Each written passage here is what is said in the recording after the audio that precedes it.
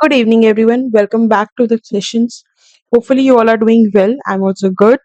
So, let's start up with chapter number 4, which is Indian financial market. I'm sure आप लोगों की preparation बहुत अच्छे से चल रही होगी एग्जाम्स के लिए बहुत ही ज़्यादा कम टाइम बचा है and this is the most precious time for the revision. तो जितना आप लोग इस टाइम पे रिविजन करेंगे उतना आपके लिए अच्छा होगा। तो try to focus more and more on your revisions एंड अभी हमारे टेस्ट सीरीज भी आएंगे। अभी हम लोग और भी इस तरीके की लेक्चर्स कोशिश करेंगे कि फास्ट ट्रैक लेक्चर्स और भी आप लोगों को अवेलेबल कराएं। And again I am repeating, please take this lectures as a revision lectures because अब टाइम इतना नहीं है। तो कोई भी टॉपिक अगर आपके मिस हो रही हैं उन टॉपिक्स को अच्छे से यहाँ पे कवर अप करिए। एंड बहुत हम लोग बहुत ही इलैबोरेटिव वे में इसलिए नहीं बता रहे, ये फास्ट ट्रैक लेक्चर्स के तरह चल रहे हैं, इसलिए हम कोशिश करें कि जितनी जल्दी हो सके आपका हम सेशन कंप्लीट करें क्योंकि टाइम बहुत कम है। आज हम चैप्टर नंबर 4 इकोनॉमिक्स में कर रहे हैं, कल परसों तक हमारा 50 मार्क्स आपका कवर हो जाएगा एंड देन रिमेनिंग 50 मार्क्स भी हम नेक्स्ट 10 डेज में कवर कर लेंगे। एंड 15 डेज हमारी कोशिश रहेगी कम से कम 10 to 12 डेज हम लोग रिविजन्स पे ध्यान दें। Okay, so let's not waste much more time and हम स्टार्ट करते हैं अपना सेशन। एंड आज का जो हमारा टॉपिक है, आज का जो हमारा चैप्टर है, that is Indian financial market. देखो, इंडिया में जो है वो इंडिया में जो फाइनेंशियल मार्केट होती है उसमें बहुत सारी चीजें आती हैं। जैसे आपके डेट इंस्ट्रूमेंट्स आते हैं, डेट्स आती हैं, आपके शेयर्स आते हैं, आपके डिबेंचर्स आते हैं, स्टॉक एक्सचेंज आती है, एनबीएफसी पार्ट होती है, फाइनेंशियल इंस्टीट्यूशंस और भी जो होती हैं वो पार्ट्स होती हैं आपकी। Stock exchange part, stock exchange I have already cover. So ये कुछ ऐसे ऐसे इंस्टीट्यूशंस हैं जो या ऐसे टर्म्स हैं या ऐसे इंस्ट्रूमेंट्स हैं जो हमारी फाइनेंशियल मार्केट का पार्ट होती हैं। उसी इन्हीं सारी चीजों को हम आज इस पूरे चैप्टर, इस पूरे टॉपिक में कवर अप करने की कोशिश करेंगे। जैसे हमारे अगर फाइनेंशियल इंस्टीट्यूशंस की बात करें, हमारे डेट फाइनेंशियल इंस्टीट्यूशंस होते हैं, जैसे हमारे industrial financial corporation of India होती है, हमारी सिडबी होती है। ये वो इंस्टीट्यूशंस होती हैं जो बड़े-बड़े जो आपके इंडस्ट्रीज होती हैं उनको फंड्स प्रोवाइड करती है। बिकॉज़ जब भी कोई बड़ा पावर प्रोजेक्ट लगाने जा रहे होते हैं जहाँ पे फंड्स आपको बहुत ज़्यादा चाहिए, तो जो स्मॉल बैंक्स होती है ना वो लोन्स आपको नहीं प्रोवाइड कर पाती हैं। तो यहाँ पे ये इंस्टीट्यूशंस आती हैं एंड इनको आरबीआई ने ऑथराइज करके रखा होता है कि अगर कोई इंसान, कोई भी इंडस्ट्री इतने बड़े प्रोजेक्ट्स के साथ आ रही है तो आप इनको फंड्स प्रोवाइड करिए। सिंपल नॉर्मल बैंक्स नहीं करेंगे क्योंकि वहां पे एक रेगुलर कस्टमर भी जा रहे हैं। इसी तरह शेयर्स क्या होते हैं आपके, शेयर्स है, डिबेंचर्स है, ये आपके कुछ इंस्ट्रूमेंट्स होते हैं जिसमें आप इन्वेस्ट करते हैं। स्टॉक एक्सचेंज वो मार्केट होता है जो इन शेयर डिबेंचर्स को डील करता है या जो आपके सिक्योरिटी मार्केट को डील करता है। एनबीएफसी वो कंपनी कॉर्पोरेशंस होती हैं जो बैंक्स को, जो कंपनीज को लोन प्रोवाइड करती है, जहाँ पे बहुत मेजर ह्यूज अमाउंट नहीं जाता है बट छोटे अमाउंट्स के जो फंड्स होते हैं जो कंपनीज को दिए जाते हैं। ठीक है।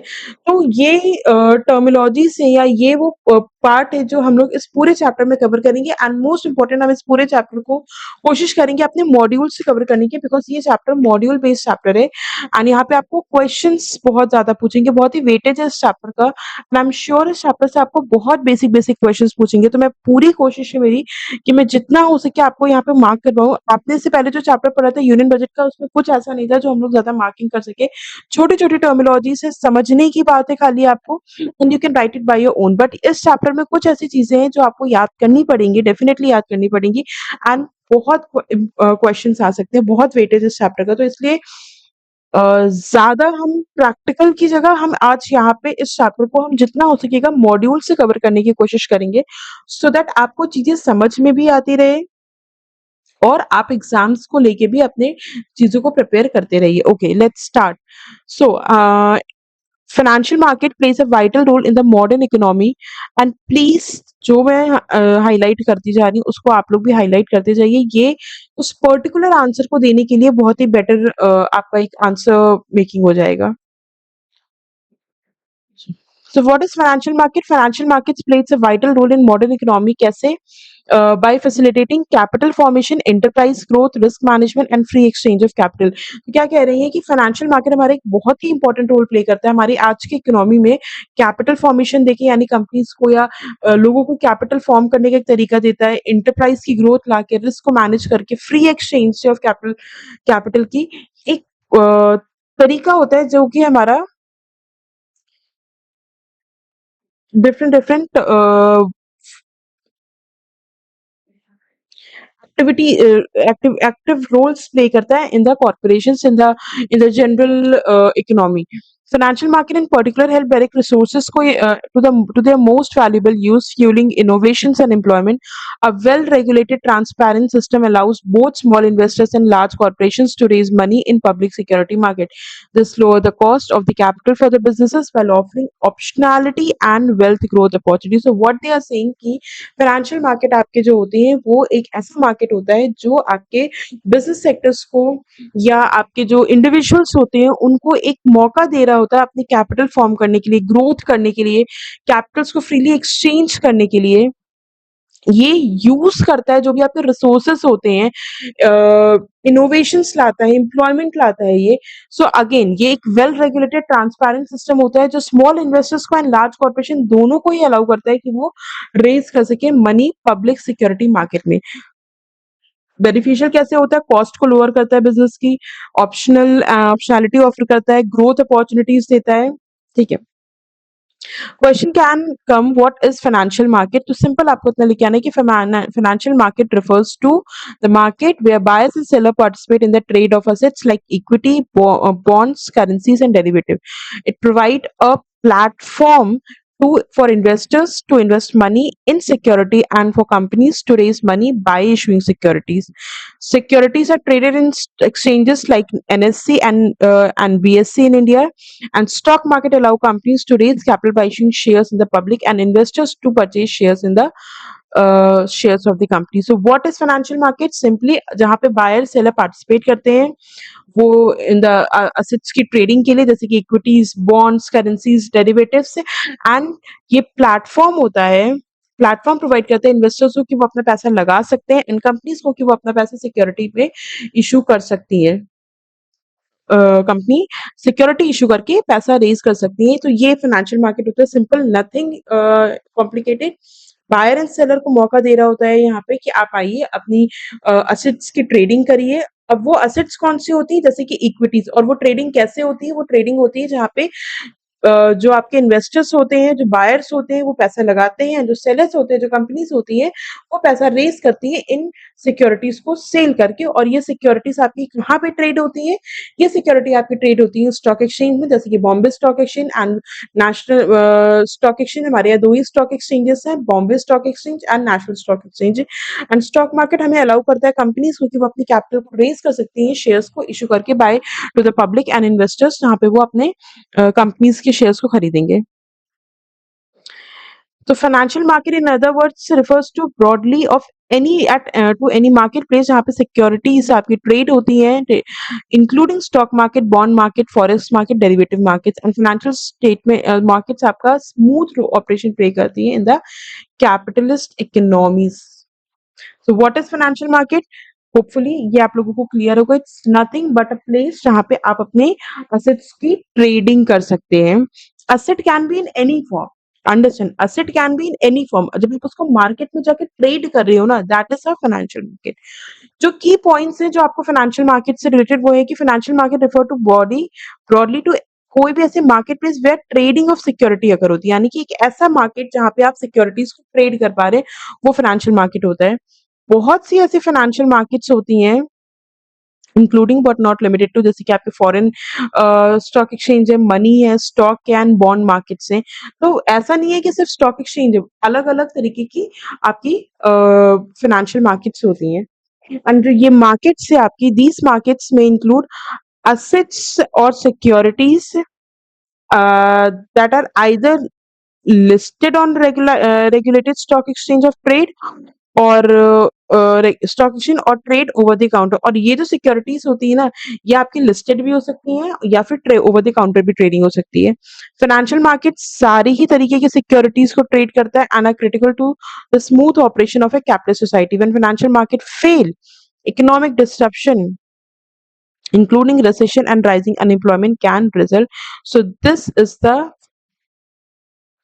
key points of financial market. Indian financial market refers to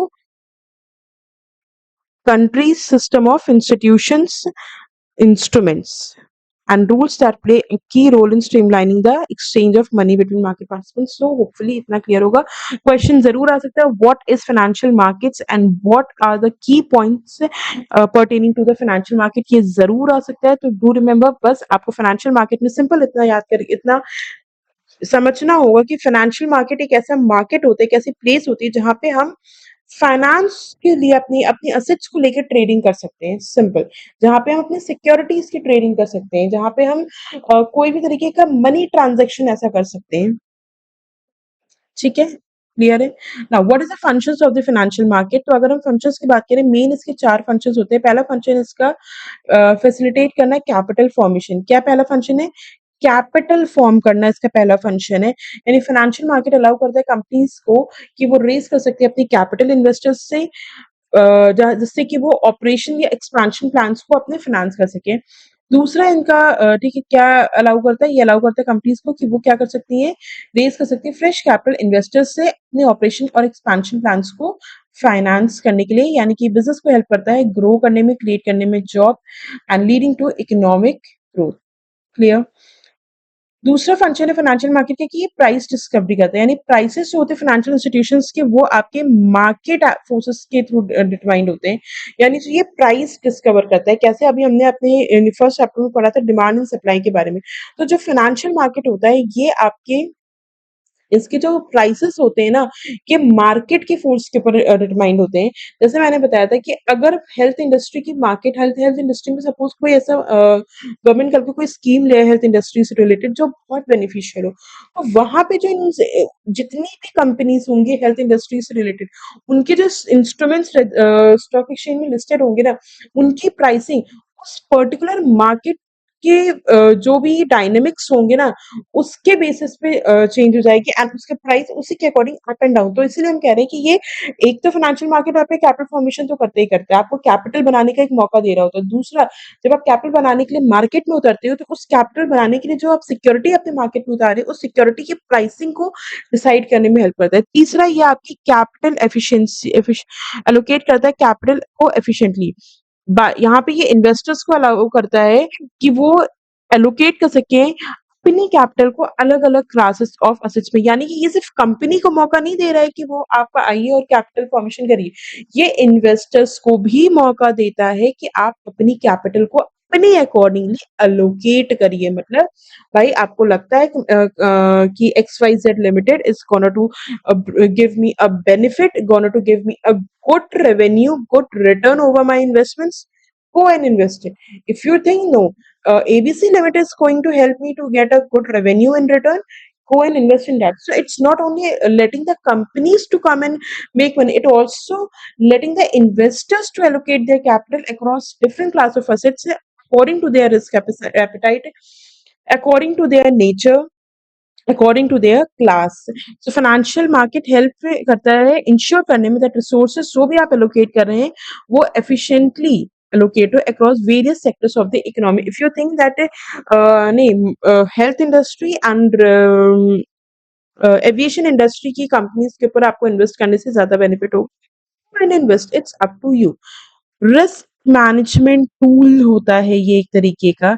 market also offer sophisticated risk management tool. जैसे कौन कौन से रिस्क मैनेजमेंट टूल देता है? Derivatives which can be used by the institutions और individual traders seeking exposure without taking on too much risk और leverage level beyond what they can manage effectively. ठीक है, तो ये डेरिवेटिव्स आपका जो है, जैसे कंपनीज यूज कर सकती हैं और या फिर इंडिविजुअल ट्रेडर्स यूज कर सकते हैं जो एक्सपोजर चाहते हैं विदाउट ज्यादा रिस्क लिए बिना। तो options and derivatives, future and options and derivatives, तो ये इस तरीके की सिक्योरिटी ट्रेडिंग होती है मार्केट में। इनका भी एक मौका आपको देता है, तो एक तरीके का रिस्क मैनेजमेंट टूल होता है। Another important question, functions of financial market, तो 3 चीज़ें हमने अभी तक पढ़ी। What is financial market, what are the important points pertaining to financial market and the type functions of financial market. तो क्या फाइनेंशियल मार्केट का फंक्शन होता है, कैपिटल फॉर्मेशन में हेल्प करता है। अब कैपिटल फॉर्म करने के लिए जब आप मार्केट में उतरोगे तो आपके शेयर्स की प्राइसिंग को डिसाइड करता है, कैपिटल एलोकेशन में हेल्प करता है एंड आपको जो है एक रिस्क मैनेजमेंट टूल की तरह ये होता है। Clear? Now types of financial market, अब देखो अपने पास जो फाइनेंशियल मार्केट है ना वो अलग अलग टाइप्स के होते हैं। जैसे पहला जो मार्केट है वो है हमारा कैपिटल मार्केट। कैपिटल मार्केट कौन सी मार्केट होती है, जहां पे बायर एंड सेलर सिक्योरिटीज को ट्रेड करते हैं। जब आप अभी आगे पढ़ोगे ना मनी मार्केट के बारे में, कमोडिटी मार्केट के बारे में, तो आपको समझ में आएगा डिफरेंस। देखो क्या अलग अलग तरीके की मार्केट होती है, एक तो होती है कैपिटल मार्केट, एक होती है कमोडिटी मार्केट, एक होती है आपकी मनी मार्केट, एक होती है आपकी foreign exchange market, crypto currency market, spot. तो ऐसा नहीं है कि सारे आपको याद करने, बट आपको सारे समझने जरूर है, क्योंकि वो कोई भी ऐसा चीज पूछ सकते हैं व्हाट इज कमोडिटी मार्केट। तो ठीक है, तो देखो नाम से भी थोड़ा-सा आप लोग समझोगे तो क्लियर हो जाएगा। जैसे आपकी पहला मार्केट है कैपिटल मार्केट। कैपिटल मार्केट वो मार्केट होती है, वो प्लेस होती है जहाँ पे बायर्स एंड सेलर्स जो होते हैं आपके, वो सिक्योरिटी की ट्रेडिंग में एंगेज्ड होते हैं। जैसे कि बॉन्ड्स हैं, स्टॉक्स हैं, डेरिवेटिव्स हैं, यानी किसी भी तरीके की स्टॉक में आपको शेयर, डिबेंचर, किसी भी तरीके की सिक्योरिटीज को जब मार्केट जहाँ पे ट्रेड किया जाता है, that is a capital market. ये एक चैनल होता है जहाँ पे आप सेविंग्स भी करते हैं, इन्वेस्टमेंट्स भी करते हैं between the supplier of capital. जो आपके सप्लायर होते हैं कैपिटल के, उनके बीच में एक चैनल के थ्रू होते हैं, जैसे कि रिटेल इन्वेस्टर्स हैं, इंस्टीट्यूशन इन्वेस्टर्स हैं एंड यूजर्स है कैपिटल्स, कैपिटल जैसे कि बिजनेस है, गवर्नमेंट, इंडिविजुअल है। So capital market in India consist primarily of stock exchange like national Stock Exchange, Bombay Stock exchange, जहाँ where investors buy and sell shares, से bond derivative. Main usage of capital market is to allow Indian companies across sectors to raise long-term capital from investors across India, and this capital is used to fund growth and projects for business expansion. Simple याद रखिए, capital market is nothing but a place जहाँ पे आप अपने securities को जाके जो है डील कर सकते हैं, जहाँ पे आप अपनी जो सिक्योरिटी इंस्ट्रूमेंट्स होते हैं उनको डील कर सकते हैं। ये मौका देता है कंपनीज को अगेन फंड्स को रेज करने के लिए, इन्वेस्टर्स को बेटर सिक्योरिटीज में इन्वेस्ट करने के लिए। दो तरीके के स्टॉक एक्सचेंजेस हमारे यहाँ है, एक है बॉम्बे, एक है नेशनल स्टॉक एक्सचेंज, जहाँ पे इन्वेस्टर्स बाय एंड सेल करते हैं सिक्योरिटीज को। एंड मेन जो यूज होता है कैपिटल मार्केट का वो क्या होता है कि यहाँ पे इंडियन कंपनीज को ये ऑप्शन दे रहा होता है कि वो अलग-अलग तरीके से अपनी कैपिटल को रेज़ कर सकती हैं अलग-अलग इन्वेस्टर्स के थ्रू, ठीक है? एंड अगेन हम इस कैपिटल का यूज़ किस लिए करते हैं? कंपनी को ग्रो करने के लिए। नाउ फॉर इन्वेस्टर्स ये आपको एवेन्यू देता है, यानी इन्वेस्टर्स को एक रेवेन्यू का मौका दे रहा होता है, जहाँ पे वो अपनी सेविंग्स को एलोकेट करते हैं फाइनेंशियल मार्केट में। अलग-अलग तरीके की फाइनेंशियल मार्केट में भी होती है। एक होती है हमारी stock market. Stock market allow करता है कंपनीज को, ठीक है, इसको अगर हम अंडरलाइन करें कि कैपिटल मार्केट क्या होती है, मार्केट प्लेस जहाँ पे बायर एंड सेलर एंगेज होते हैं the trading of securities. Capital market channel, okay. So it channels saving and investment between suppliers and capitals such as retail institutionals. Main uses of capital market is to allow Indian companies across the sectors to raise long-term capital from investors across India, and for investors, it provides an avenue to allocate savings into financial security. Simple इतना लिख के आ जाइए। Stock market क्या होता है? ये allow करता है कंपनी को कि वो कैपिटल अपनी रेज कर सकती है शेयर्स या स्टॉक को इश्यू एंड सेल करके। दो मेन स्टॉक एक्सचेंजेस होते हैं हमारे पास, National Stock Exchange, Bombay Stock Exchange, and company को अपनी सिक्योरिटीज को लिस्ट करना होता है एंड ट्रेड करना होता है अपनी सिक्योरिटीज को इन एक्सचेंजेस के थ्रू, जिससे कि वो इक्विटी फाइनेंस के एक्सेस दे पाए फ्रॉम इन्वेस्टर्स से on these exchanges to access equity finance from investors across the country. Stock market हमें एक एवेन्यू देता है अगेन कंपनीज को कि वो capital to access the capital for business purposes के लिए वो कैपिटल को एक्सेस कर सकती हैं, like investing in new projects, acquisition है, ठीक है। ट्रेडिशनल बैंक लेंडिंग के ऑप्शन में and for investors it serves as a platform to allocate saving, same चीज। तो दो मार्केट हमने बताई इसमें आपकी कैपिटल मार्केट में, stock market and bond market. Stock market वो होती है जहां पे आप अपनी शेयर्स एंड डिबेंचर्स या कोई भी अदर सिक्योरिटीज को ट्रेडिंग कर रहे होते हैं, that is a stock market. Bond market जहां पे आप इसको usually, and stock market usually public and private दोनों ही सेक्टर्स के लोग यूज करते हैं, बट जो बॉन्ड मार्केट होती है मोस्टली वो आपकी गवर्नमेंट ऑर्गेनाइजेशन, तो गवर्नमेंट अगर कहीं पे आपको मौका दे रही है कि आप अपने पैसे लगाइए और हमारी सिक्योरिटीज में, यानी हम कह सकते हैं गवर्नमेंट अपनी कोई सिक्योरिटीज लेके आ रही है, तो that is a bond market. So इसको कौन यूज़ करता है? इसको यूज़ करती है ऑर्गनाइज़ेशंस जैसे कि गवर्नमेंट्स हैं, कंपनीज़ हैं, जो कि डेट रेज़ करती हैं। कैसे? फाइनेंस डेट फाइनेंसिंग कैसे? बॉन्ड्स को इश्यू करके जो आपके इन्वेस्टर्स को परचेज़ करते हैं। तो बेसिकली यहाँ पे companies and governments debt raise कर रही होती हैं। ठीक है? स्टॉक मार्केट में कैपिटल, यहाँ पे डेट रेज़ कर रही होती हैं। So Indian bond market consists of both government and corporate bonds and government securities including treasury bills and bonds जो RBI issue करता है on behalf of the government form a significant portion of the bond market। तो ये एक question भी आ सकता है आपका इंडियन बॉन्ड मार्केट के बारे में। इंडियन बॉन्ड मार्केट क्या होती है? सो कंसिस्ट ऑफ आपने जैसे कि बताया, ये क्वेश्चन आ सकता है what is government bonds and what are corporate bonds. Government bonds government securities including treasury bills and bonds RBI issue करती है गवर्नमेंट के बिहाफ में from a significant portion, and corporate bonds आपको कंपनीज इशू करती है funds को raise करने के लिए फॉर वेरियस पर्पसेस। ये भी एक क्वेश्चन आ सकता है, एक डिफरेंस आ सकता है शॉर्ट आंसर में, दो एक या दो मार्क्स में, what is a corporate bond and what is a government bond. ठीक है, तो या what are the capital market, what are the types of the capital market, तो दो stock market and bond market. दूसरी होती है हमारी कमोडिटी मार्केट। ये वो मार्केट होती है जहां पे हम शेयर से स्टॉक को नहीं डील करते, जहां बल्कि जहां पे हम ट्रेडिंग करते हैं प्राइमरी इकोनॉमिक गुड्स, यानी कि हम कमोडिटी की ट्रेडिंग कर रहे होते हैं बेसिकली। ये फैसिलिटेट करता है the trading of primary economic goods जैसे एग्रीकल्चर प्रोडक्ट्स की trading, metals, oils, natural gases की trading. Main commodity exchange in India कौन से? MCX and NCDEX. For example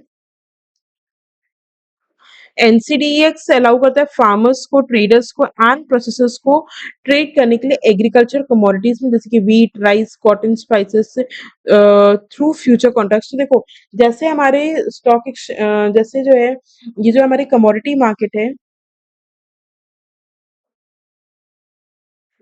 जो हमारी कमोडिटी मार्केट है, ये क्या करती है? ये आपको मौका देती है कि आप सिर्फ और सिर्फ कमोडिटी मार्केट हमारे हमें मौका दे रही होती है क्या करने का? कमोडिटी मार्केट हमें चांस दे रही होती है कि आप अपनी सिक्योरिटी के अलावा अपनी कमोडिटीज को भी ट्रेड करिए, जैसे कि आपके जो फार्मर्स होते हैं, हमने बताया एग्रीकल्चर प्रोडक्ट्स होते हैं, मेटल्स होते हैं, ऑयल्स है, नेचुरल गैस है, एंड अलाउ करती है फार्मर्स को, ट्रेडर्स को, प्रोसेसर्स को कि वो एग्रीकल्चर कमोडिटीज को इन मार्केट्स में आके ट्रेडिंग कर सकते हैं। दो ट्रेडिंग का एक्सचेंजेस होते हैं, एक होता है एमसीएक्स और एक होता है आपका एनसीडीईएक्स। आपका एमसीएक्स क्या हो गया?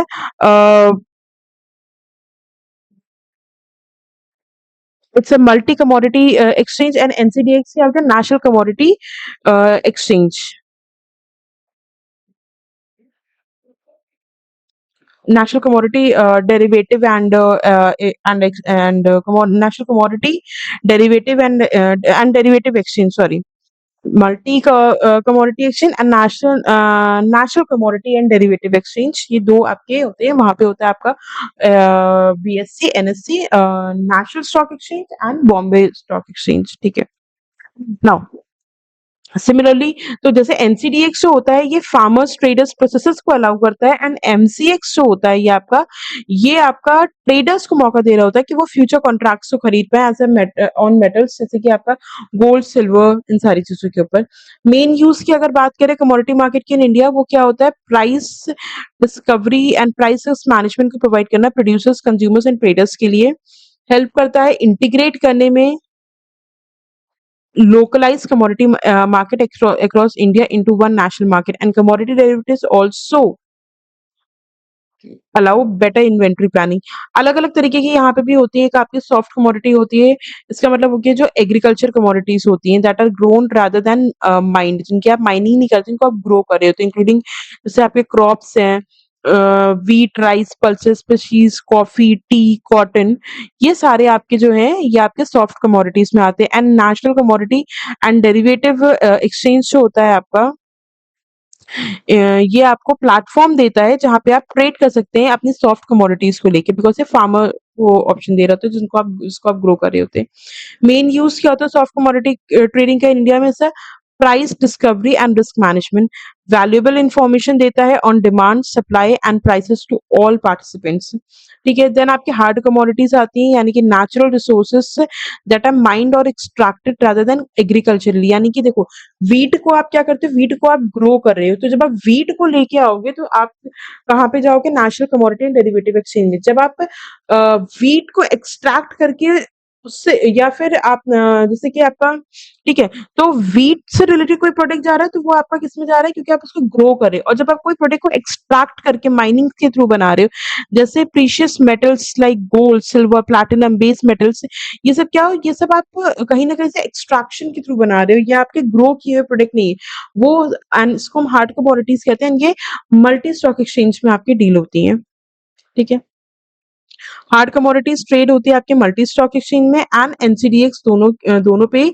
लेकिन जो सॉफ्ट कमोडिटीज होती है वो सिर्फ एनसीडीएक्स में डील होती पे ट्रेड होती है।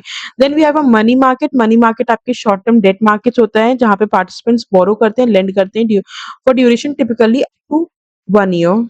ठीक है, इंडिया में जो मनी मार्केट इंस्ट्रूमेंट्स है that are treasury bill, commercial paper, certificates of deposit, repo and reverse repo agreements.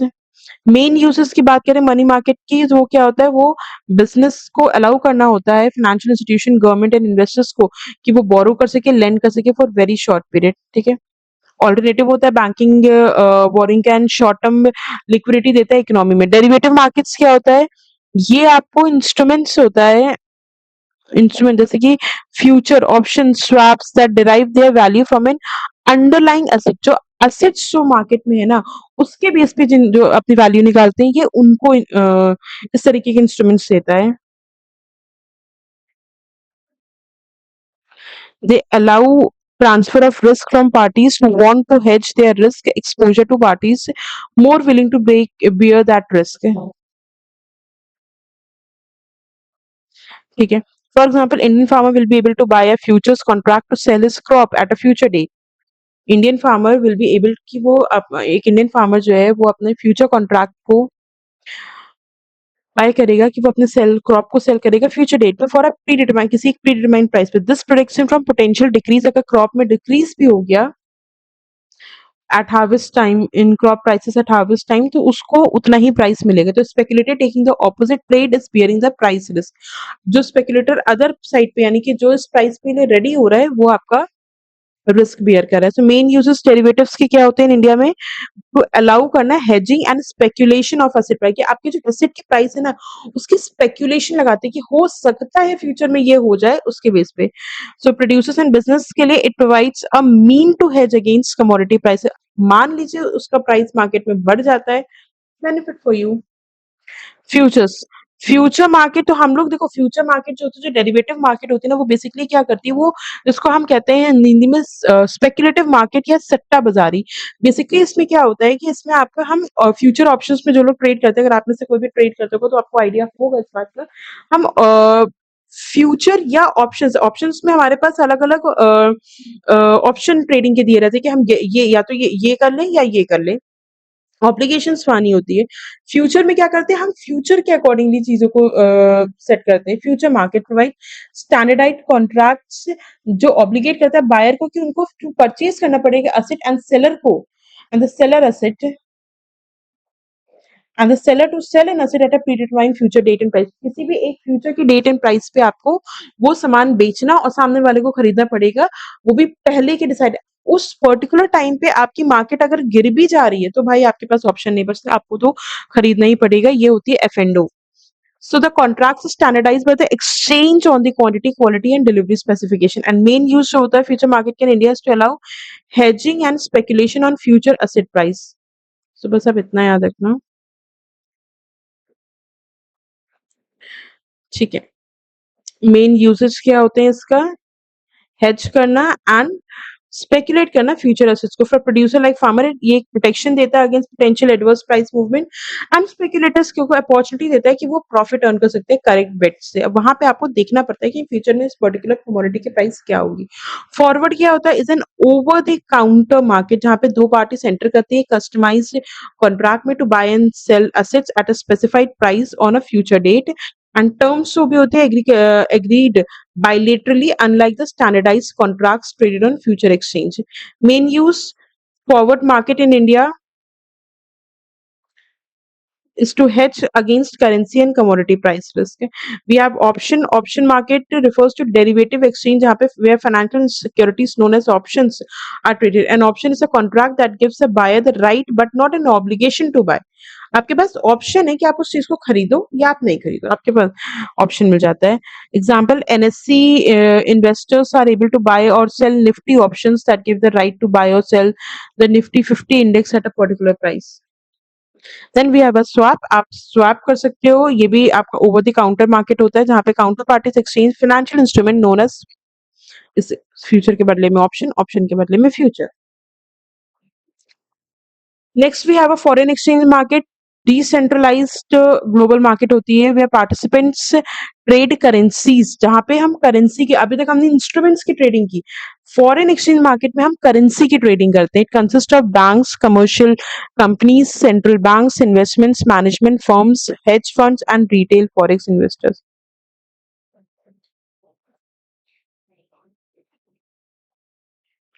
Reserve Bank of India, for example, want to intervene in the forex market to strengthen or weaken the rupee against dollar. They will be able to do this by buying or selling rupee in the market. ठीक है, तो foreign exchange market is nothing but simply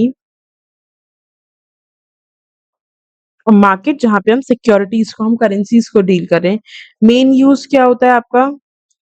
to facilitate the conversion of one currency to another. It allow business, investor, travelers, government to pay और receive currencies. Crypto currency market ये नई market I है, refers to जहां पे हम exchange करते हैं and over the counter platforms होता है वे वेरियस डिजिटल करेंसीज और क्रिप्टो टोकन्स की ट्रेडिंग होती है. जैसे कि आपका बिटकॉइन है, इथेरियम है, कार्डोनो है. और पहले जैसे इंडिया में क्रिप्टो करेंसी पे टैक्सेशन नहीं आता था, बट आपने बिटकॉइंस अगर खरीदे तो 30% की डायरेक्ट टैक्स लायबिलिटी आपकी बनती है. ठीक है, so in India investors purchase crypto currencies like bitcoin on exchange like WazirX, CoinDCX, CoinSwitch, Kuber. ये वो प्लेटफॉर्म्स है जहां से आप क्रिप्टो करेंसी को खरीद सकते हैं. Retail investors buy cryptos as investment while traders aim to profit from price fluctuation. So main use क्या होता है? To facilitate the trading of crypto coins and tokens as an alternative digital asset class. Provides venue for investors, traders and companies to access decentralized cryptocurrencies. Spot market, इसको हम cash और physical market भी कहते हैं. refers to buying and selling of financial institutions or commodities for immediate delivery. Commodity जैसे gold, crude oil also have the active spot market where buyers and sellers trade करते हैं उसको immediate delivery के base पे. ठीक है. Main uses to facilitate the exchange of asset at current market price for near term requirements के लिए. Again ये आपको क्या देता है? लिक्विडिटी देता है. अनलाइक डेरिवेटिव्स, कॉन्ट्रैक्ट बॉन्ड की लिक्विडिटी प्रोवाइड करता है. इंटर बैंक लेंडिंग मार्केट क्या होता है? Refers to the system through which banks आपका लेंड करती है, बोरो करती है short term funds from each other. यहाँ पे banks, inter bank lending market के नाम से आपको पता चला होगा कि यहाँ पे बैंक्स आपस में एक दूसरे के साथ फंड्स को खरीदती एंड बेचती हैं, शॉर्ट टर्म फंड्स को लेंड एंड बोरो करती हैं.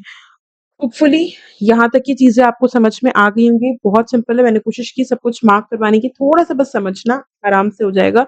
टाइप्स ऑफ मार्केट इंपॉर्टेंट होता है. Commodity market, capital market. Capital market में दो मार्केट्स होती हैं, stock market and bond market. इसी तरह आपकी कमोडिटी मार्केट में तीन मार्केट्स होती हैं, आपकी soft commodity and hard commodity. ठीक है. मनी मार्केट होता है आपका जहाँ पे हम डील करते हैं शॉर्ट टर्म डेट मार्केट्स को. डेरिवेटिव मार्केट्स में फ्यूचर ऑप्शन स्वैप्स को तरीके के इंस्ट्रूमेंट्स आपको मिलते हैं. फॉरेन एक्सचेंज मार्केट में फॉरेन करेंसी के साथ हम मार्केटिंग करते हैं. क्रिप्टो करेंसी में हम डिजिटल करेंसी को डील करते हैं. स्पॉट मार्केट में हम ऑन दी स्पॉट ट्रेडिंग करते हैं. And inter bank lending market में क्या होता है? ये बैंक्स को मौका देता है कि वो अपने लिए अपना लेंडिंग एंड बोरिंग कर पाए. की यूजेस इसमें होता है बैंक्स को अलाउ करना कि वो अपने शॉर्ट टर्म लिक्विडिटी को इजीली मैनेज कर पाएँ. आई होप आप लोगों को यहाँ तक की चीज़ें सारी समझ में आ गई होंगी. हम इसके आगे की चीज़ें कल कवर अप करेंगे एंड मेरी पूरी कोशिश रहेगी कि मैक्स टू मैक्स सैटरडे तक हम ये चैप्टर पूरा वाइंड अप कर दें. ओके? टिल देन आप लोग अपनी आगे की चीज़ों को मैनेज करते रहिए and again I am saying take this as a revision lecture, तो आपको चीज़ें रिकॉल होती रहेंगी जब आप इन लेक्चर्स को सुनेंगे और समझेंगे। ओके, सो आप लोग प्रिपरेशन करते रहिए and I will be completing this chapter by 9th anyhow and फिर हम नेक्स्ट चैप्टर की तरफ मूव ऑन करेंगे। Okay, bye bye. Good. Welcome back everyone, good evening. Hopefully you all are doing good and आपकी preparation भी बहुत अच्छे से चल रही होगी। Okay, so without wasting any time हमने कल अपना चैप्टर नंबर 4 के कुछ मेजर टॉपिक्स को कवर किया था जो कि बेसिकली इंट्रोडक्शन पार्ट थे एंड आज हम कुछ इंपॉर्टेंट टॉपिक्स हैं जो इस पर्टिकुलर चैप्टर में इंपॉर्टेंट है, हम पहले उसको कवर करेंगे and then we will see कि कहाँ पे कौन से टॉपिक्स हमारे छूट रहे हैं, फिर हम फटाफट से उसको भी फाइनल करके वाइंड अप करेंगे। ओके, सो अभी मैं आपको कुछ ऐसे इंपॉर्टेंट टर्म्स, इंपॉर्टेंट चीजें इस पर्टिकुलर चैप्टर से रिलेटेड बताने वाली हूँ जो एग्जाम्स में आने के पूरे पूरे चांसेस हैं एंड अगर आप इन चीजों को अच्छे से कवर करके जाएंगे तो 100% श्योर है कि आपके नंबर भी इसमें स्कोरिंग, क्योंकि ये चैप्टर है तो इसमें नंबर भी आपके काफी स्कोर हो जाएंगे। Okay, so without wasting much time let's start.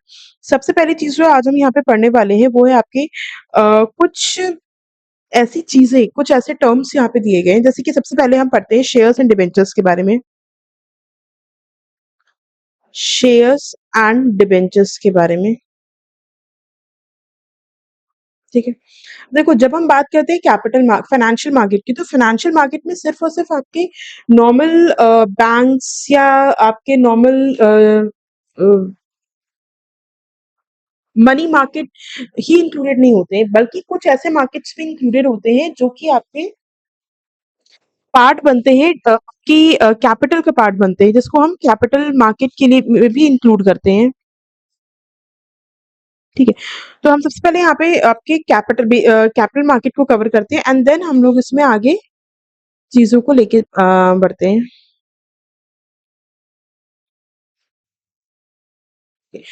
इसमें सबसे पहले आज हम लोग कैपिटल मार्केट, देखो कैपिटल मार्केट क्या होती है। अब क्योंकि शेयर्स एंड डिबेंचर्स के बारे में पढ़ने जा रहे हैं हम, तो बहुत जरूरी है कि सबसे पहले हम कैपिटल मार्केट के बारे में सब समझें। देखो, हम मॉड्यूल पे भी जाएंगे लेकिन अभी मैं आप कोशिश कर रही हूँ क्योंकि हमारे पास टाइम लिटरली बहुत कम है, तो आई एम ट्राइंग कि मैं मेजर मेजर टॉपिक्स आपके चैप्टर के कवर कर दूं सो दैट जो रिमेनिंग टॉपिक्स बचेंगे, जो छोटे छोटे टॉपिक्स, वो हम लोग मॉड्यूल से कवर अप कर लेंगे। ठीक है, सबसे पहले हम अंडरस्टैंड करते हैं कि कैपिटल मार्केट क्या होता है। देखो, कैपिटल मार्केट वो मार्केट होता है जहां पे आपके जो लॉन्ग टर्म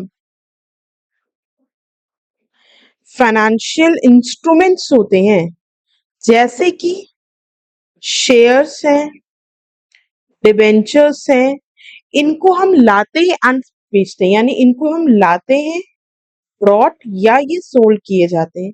ऐसी मार्केट जहां पे आपके जो लॉन्ग टर्म फाइनेंशियल इंस्ट्रूमेंट्स होते हैं, जो लॉन्ग टर्म नेचर के जो फाइनेंशियल इंस्ट्रूमेंट्स होते हैं, उनकी ट्रेडिंग की जाती है। बेसिकली उनकी ट्रेडिंग की जाती है, यानी कि उनको हम सेल या बाय कर रहे होते हैं। ठीक है, क्या क्यों हम करते हैं? क्योंकि ये कंपनीज को हेल्प करता है लॉन्ग टर्म फंड्स को रेज करने में फ्रॉम पब्लिक। ये क्या करता है? ये हेल्प करता है कंपनी को कि वो वहां पे लॉन्ग टर्म फंड्स को रेज कर पाए पब्लिक से, अपनी किस लिए?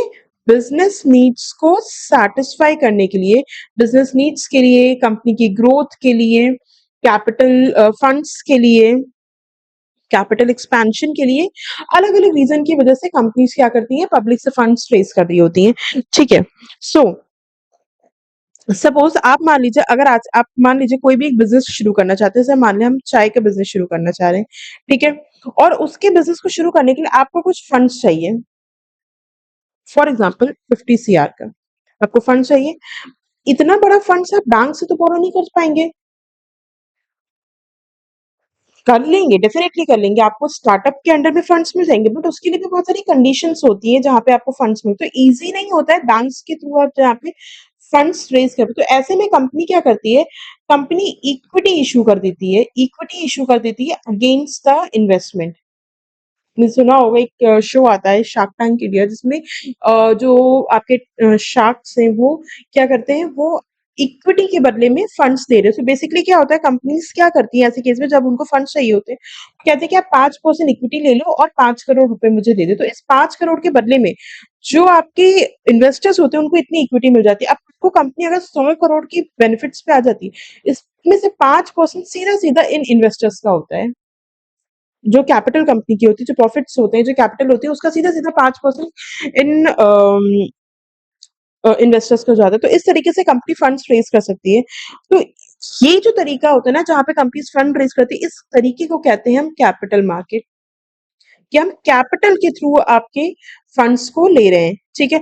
अगर हम इसकी हिस्ट्री के बारे में जानने की कोशिश करें, तो इसकी जो स्टार्टिंग हुई है, देखिए आपको उस अपने मॉड्यूल में कैपिटल मार्केट की हिस्ट्री के बारे में सब कुछ पता चलेगा। ये देखिए।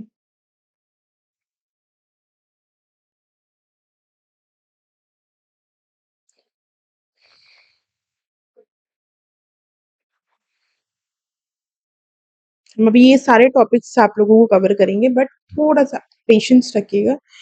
ईच एंड एवरी देखो, कैपिटल मार्केट की अगर आप हिस्ट्री के बारे में बात करें, तो इसकी हिस्ट्री जो है आपकी, वो अराउंड 18th सेंचुरी से स्टार्ट हुई है। ये देखिए, हिस्ट्री जो है कैपिटल मार्केट की, वो आपकी in India dates back to the 18th century when East India Company's security were traded in the country.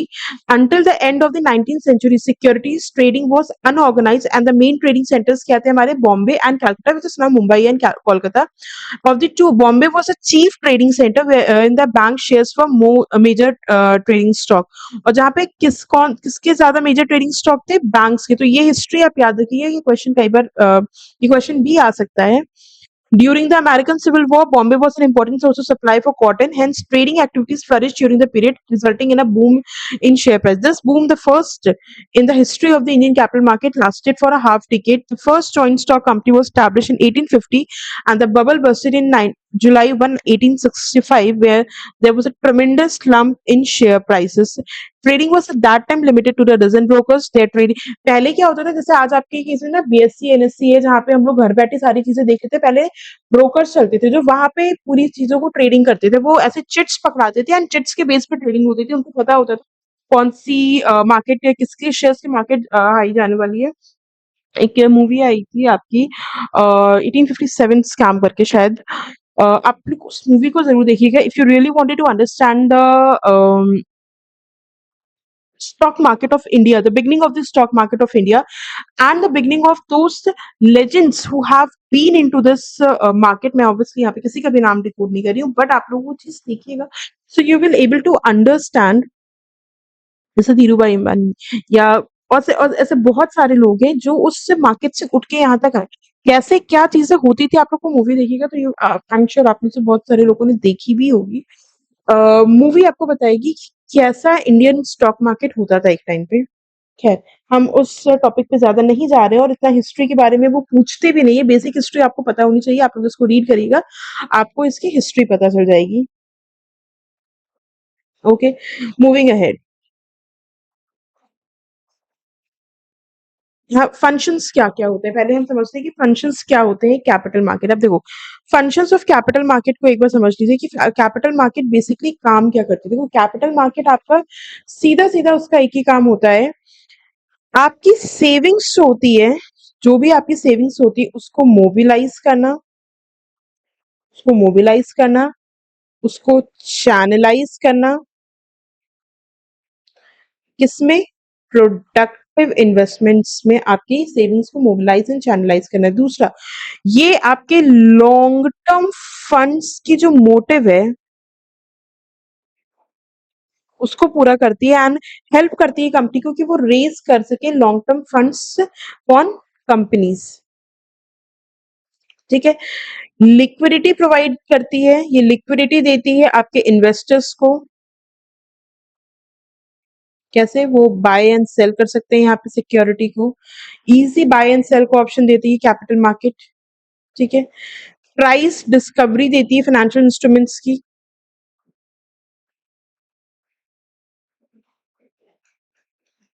ठीक है? तो ये कुछ थोड़े बहुत ऐसे एग्जांपल्स हैं। आपको अगर मैं एग्जांपल बताऊं, तो ज़ोमैटो, नायका एंड पेटीएम का आप एग्जांपल ले लो। इन लोगों ने अपना आईपीओ लेके आया था 2021 में।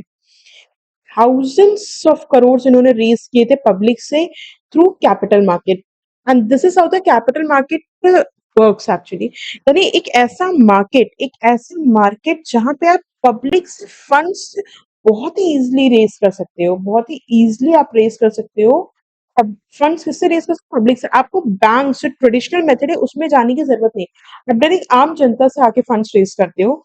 तरीका होता है ऑब्वियसली उसका भी तरीका होता है। ओके। अगर हम टाइप्स की बात करें तो इसमें सबसे पहले आपके आते हैं यहाँ पे सिक्योरिटी में equity shares. Now what is equity shares? Equity shares आपके ऑर्डिनरी शेयर्स या हम जिसको कॉमन शेयर्स होते हैं वो कहते हैं। होल्डर्स जो होते हैं ये रियल होते हैं, रियल ओनर्स होते हैं बेसिकली। ये लोग रियल ओनर्स होते हैं कंपनी के। मैक्सिमम रिस्क बियर करते हैं ये लोग, मैक्सिमम रिस्क बियर करते हैं ये लोग। क्यों? जिससे कि इनको मैक्सिमम रिवॉर्ड मिल सके। तो मैक्सिमम रिस्क बियर करते हैं ये लोग मैक्सिमम रिवॉर्ड को पाने के लिए। ठीक है? सो इक्विटी शेयर्स आपके बेसिकली अगर हम बात करें एक तरीके के ओनर्स होते हैं। अगर किसी भी कंपनी के सपोज़ अगर हम एग्ज़ाम्पल ले रहे हैं रेस्टोरेंट के, अगर रेस्टोरेंट अच्छा काम करता है तो वो आगे बढ़ेंगे।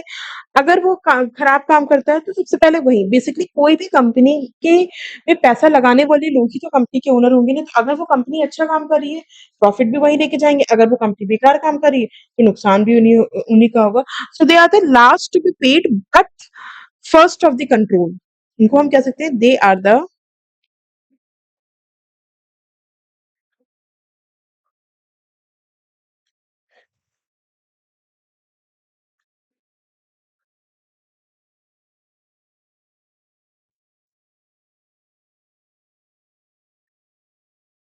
ये वो लोग होते हैं जिनको जब कोई कंपनी वाइंड अप हो रही होती है या जब कोई कंपनी बंद हो रही होती है, कोई कंपनी का सेल हो रहा होता है या कोई कंपनी अपना प्रॉफिट डिक्लेयर कर रही होती है, तो ये जो इक्विटी शेयर होल्डर्स होते हैं ना, इनको सबसे लास्ट में पेमेंट मिलता है। पहले डिवेंचर होल्डर्स को मिलता है, आपके क्रेडिटर्स को मिलता है, आपके डेटर्स को मिलता है, आपके इवन प्रेफरेंस शेयर होल्डर्स को मिलता है। इनको सबसे लास्ट में आते हैं। क्यों? क्योंकि और सबसे ज़्यादा कंट्रोल भी इन्हीं के पास रहता है। मतलब सबसे ज़्यादा अगर आप अभी जब आप आगे पढ़ोगे तो आपको पता चलेगा कंपनी में जो इक्विटी शेयर होल्डर्स होते हैं, उनके पास पूरी कंपनी का मेजर पोर्शन कंट्रोलिंग होती है। Board of directors and then equity share holders. उसी तरह जो इन बट इनको पेमेंट सबसे लास्ट में मिलता है। इक्विटी शेयर्स के बारे में मैंने ऑलरेडी आप लोगों को बता दिया कि इक्विटी शेयर्स क्या होते हैं। वो इन्वेस्टर्स कंपनी में जो जो रियल इन्वेस्टर्स होते हैं काइंड ऑफ, एंड इन्हीं के डिसीजन से कंपनी के जो मेन वर्क्स होते हैं वो इन्हीं के डिसीजन के थ्रू कंपनी में चलते हैं। ठीक है? So they are the real owners. Suppose if you buy the shares of Reliance Industries on NSC, आप पार्ट ओनर बन सकते हैं रिलायंस के। ठीक है? आप एजीएम अटेंड कर सकते हैं, रिसीव कर सकते हैं डिविडेंड्स व्हेन जब भी रिलायंस। हाँ, board of directors main head. और अगर आप बात करें कि बोर्ड ऑफ डायरेक्टर्स कौन होते हैं, फिर बोर्ड ऑफ डायरेक्टर्स को अगर आपका लिटरल मीनिंग में जानना चाहो तो बोर्ड ऑफ डायरेक्टर्स वो होते हैं जो एक्चुअल में रिप्रेजेंटेटिव होते हैं शेयर होल्डर्स के कंपनी में। तो शेयर होल्डर्स वो होते हैं जो कंपनी में पैसा लगा रहे होते हैं। बोर्ड ऑफ डायरेक्टर्स वो होते हैं जो उनके, क्योंकि share holders day to day activity में तो पार्ट ले नहीं पाते, इसलिए शेयर होल्डर्स कुछ डिसीजंस में पार्ट लेते हैं and board of directors company के मेजर डिसीजंस में पार्ट लेते हैं। आगे जब आप पढ़ोगे तो आपको कंपनी से आकर बाइफिकेशन भी दिखेगा। कुछ पावर्स पूरी शेयर होल्डर्स के हाथ में दी गई है कंपनी की। क्यों? क्योंकि वो उनका मेजर स्टेक कंपनी में लगा होता है। हाँ, बस ये जरूर फर्क होता है कि जो मेजर शेयर होल्डर्स होते हैं जिनका मेजर स्टेक कंपनी में होता है उनके पास ज्यादा पावर होती है। मेजोरिटी एंड माइनॉरिटी वाली कंडीशंस भी आती है वहां पे। ये सब चीजें आप आगे पढ़ोगे। बट फिलहाल अभी हमने इक्विटी शेयर्स के बारे में पढ़ लिया। ये इक्विटी शेयर्स वो शेयर्स होते हैं जो कंपनी में जो ऑर्डिनरी शेयर्स होते हैं कंपनी में। ठीक है? और इनको जो भी पेमेंट्स होते हैं ना वो सारे पेमेंट्स होने के सबसे बाद में होते हैं। अगर इनकी कैरेक्टरिस्टिक्स को आप समझो तो मेन कैरेक्टरिस्टिक्स होती है, जैसे अगर आप बात करो इनको कि कब इनकी मेच्योरिटी कब होती है। तो देखो मेच्योरिटी के बारे में अगर हम बात करें तो इक्विटी शेयर कैपिटल जो होती है वो कंपनी में तब तक रहती है जब तक की कंपनी होती है। कोई फिक्स रिपेमेंट नहीं, it exist as long as company exists। उतने टाइम तक हाँ, शेयर होल्डर्स चेंज हो सकते हैं बट कैपिटल हमेशा रहेगी। कैपिटल का अमाउंट बढ़ सकता है, कम भी हो सकता है, but equity share capital company में हमेशा रहेगी। एक बार को प्रेफरेंस शेयर कैपिटल नहीं रहेगी। बट अगर आपने प्राइवेट लिमिटेड कंपनी स्टार्ट की, या पब्लिक पब्लिक कंपनी में तो रहती है, प्राइवेट या पब्लिक कंपनी आपने कोई भी कंपनी स्टार्ट की, तो उसमें इक्विटी शेयर कैपिटल 100% रहती ही रहती है, यानी कि ये काइंड ऑफ आपकी परमानेंट कैपिटल होती है कंपनी की। ठीक है। इनकम पे क्लेम की अगर हम बात करें इसमें, तो इस पे जो इनकम का क्लेम होता है वो सबसे लास्ट में आता है, सबसे लास्ट में आता है। यानी जो इक्विटी शेयर होल्डर्स होते हैं उनको सिर्फ और सिर्फ डिविडेंड तब मिलता है जब सारे other class of share holders को, सारे जितने भी कंपनी के रेसिडुअल क्लेम्स होते हैं पे ऑफ हो जाते हैं, उसके बाद ही कंपनी के प्रॉफिट में से इनको पैसा मिलता है। Third, claim on assets. Assets पे भी इनका क्लेम सबसे लास्ट में आता है, ये लास्ट इन क्यू होते हैं, क्यू में ये सबसे लास्ट में होते हैं जब बात क्लेम की आती है, असेट्स पे क्लेम की आती है। ठीक है। तो जब भी कंपनी लिक्विडेट हो रही होती है तो इक्विटी शेयर होल्डर्स को जो है सबसे आखिरी में जाके पैसा मिलता है, जब सारे क्रेडिटर्स को पे ऑफ हो जाता है, डेटर्स कंपनी के पे ऑफ हो जाते हैं, प्रेफरेंस शेयर होल्डर्स को मिल जाता है। अगर कभी कोई सरप्लस अगर बचता है उसमें भी, ऐसा भी नहीं कि इनको मैंडेटरी मिलेगा ही, कंपनी लिक्विडेट है, कंपनी आज की डेट में सपोज कोई कंपनी इंसॉल्वेंट डिक्लेयर होगी, उसमें भी इनको कुछ नहीं मिलता, सबसे पहले क्रेडिटर्स को मिलता है। उसके बाद कंपनी की एसेट सेल होने के बाद अगर कुछ पैसा बचा एंड में तो इनको मिलेगा। पैसा इन्होंने लगाया बट फिर भी इनको रिटर्न में कुछ नहीं मिला अगर कंपनी के पास पैसा नहीं है, क्योंकि इनको प्रायोरिटी नहीं मिलती है। ठीक है। वोटिंग राइट्स कहाँ बेनिफिट आता है इनको, क्योंकि ये कंपनी में रियल ओनर्स होते हैं तो रियल वोट भी इन्हीं के पास जाते हैं। यानी पारी आती कि इनको फायदा, तो भाई कंपनी आप सोचो ना, पैसा इन्होंने लगाया, वोट्स ये दे रहे हैं कंपनी को, कंपनी इनके बिहाफ पे बोर्ड ऑफ डायरेक्टर्स कंपनी को चला रहे, बट कंपनी में वोट देने वाले यही लोग हैं। भाई जब काम आप ही कर रहे हो, डिसीजन आप ले रहे हो, अगर आपने आपकी किसी गलत डिसीजन की वजह से कंपनी डूब रही तो पैसे आप ही को तो पहले नहीं मिल जाएगा ना। ऑब्वियस सी बात है ना। सोचो अगर मैं कहीं पे ले जाके इन्वेस्टमेंट कर रही हूँ, अगर मैं कहीं पे पैसा लगा रही हूँ, पहले मुझे पैसा कब मिलेगा? अगर वो चीज लॉस में चली जाती है तो भाई मैंने जिससे उधार लिया होगा मैं पहले उनको जाके पे ऑफ करूंगा ना, कि पहले जो पैसा मिलेगा वो हम ही उठा के रखेंगे। तो भाई डिसीजन तो आपने लिया ना, डिसीजन मेजर डिसीजन था क्योंकि राइट आपके पास होता है, डिसीजन आपने लिया, तो खर्च लाइबिलिटी भी तो आप ही की आएगी ना। नेक्स्ट होता है लाइबिलिटी, इनकी लिमिटेड होती है। कैसे? जितना इन्वेस्ट किया लूज भी ये उतना ही करते हैं। ठीक है। Can't loose more than invest, यानी कि अगर इन्होंने 1000 शेयर्स खरीदे हैं एट 100 रुपए की वैल्यू पे, तो इनकी लाइबिलिटी 1 लाख थी। क्या invest specific limited liability, investment is equal to liability या लॉस लाइबिलिटी। यानी अगर आपने 1 रुपए इन्वेस्ट किए, आपने 1 रुपए इन्वेस्ट किए, तो लाइबिलिटी भी 1 ही रुपए की होगी। और हाँ, ये एक फायदा इनके लिए जरूर होता है, जैसे इनके पास वोटिंग राइट्स होता है वैसे इनके पास लाइबिलिटी इनकी लिमिटेड होती है। ऐसा नहीं होगा कि आप 100 रुपए इन्वेस्ट करके आपकी तो लाइबिलिटी 1000 की आ जाएगी। लाइबिलिटी 100 मिले भले ही ना, अगर कंपनी के पास 1 लाख का प्रॉफिट बच रहा है आफ्टर पेइंग ऑल दिस, और आपने 100 ही रुपए इन्वेस्ट किए, तो आपको मिलेगा भी 100 के हिसाब से, ऐसा नहीं है कि ज्यादा मिल जाएगा। ठीक है। हाँ, नहीं मिलने को मतलब ज्यादा मिल सकता है, ऐसा नहीं कि मतलब 100 तो जरूर मिलेंगे, उसमें प्लस में भी आपको मिल सकता है। लेकिन अगर आप कंपनी को 1 लाख का लॉस हो जाता है, या कंपनी के ऊपर लाइबिलिटी आ जाती है कहीं पे ऑफ करने की, तो इनसे सिर्फ 100 ही लिया जाएगा क्योंकि इनकी लाइबिलिटी सिर्फ 100 ही थी, उससे ज्यादा नहीं लिया जाएगा। Now what are the advantage, तो ये जो कैरेक्टरिस्टिक्स आपने समझ ली। एडवांटेजेस क्या होते हैं? एडवांटेजेस अगर कंपनी के लिए देखें तो सबसे पहली बात फ्लेक्सिबल होता है। कैसे?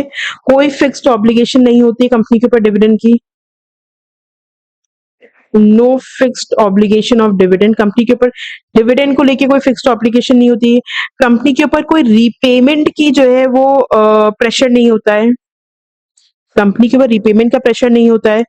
स्ट्रॉन्ग इक्विटी बेस कंपनी के लिए बिल्ड करता है एक क्रेडिट वर्दिनेस, अगर आपका इक्विटी बेस स्ट्रॉन्ग है, अब आप सोचो अगर आपने एक कंपनी स्टार्ट की और उसमें आज की डेट पे कोई एक ऐसी कंपनी सपोज रिलायंस आके आपकी कंपनी में इन्वेस्ट करे और आप उनको 5% की इक्विटी दे दो, वो कहते हैं कि मैं आपको 100 करोड़ दे रहा हूँ आपकी कंपनी में 5% इक्विटी के बदले। देखो ये सारी चीजें वैल्यूएशन पे निकलती हैं, वो सब खैर अलग चीज है। ठीक है, तो यार रिलायंस अगर आपकी कंपनी में आके आप उसको 5% की इक्विटी दे रहे हो, 5% की इक्विटी दे रहे हो 100 करोड़ के बदले में, आपकी बुक्स में ना यहाँ कैपिटल में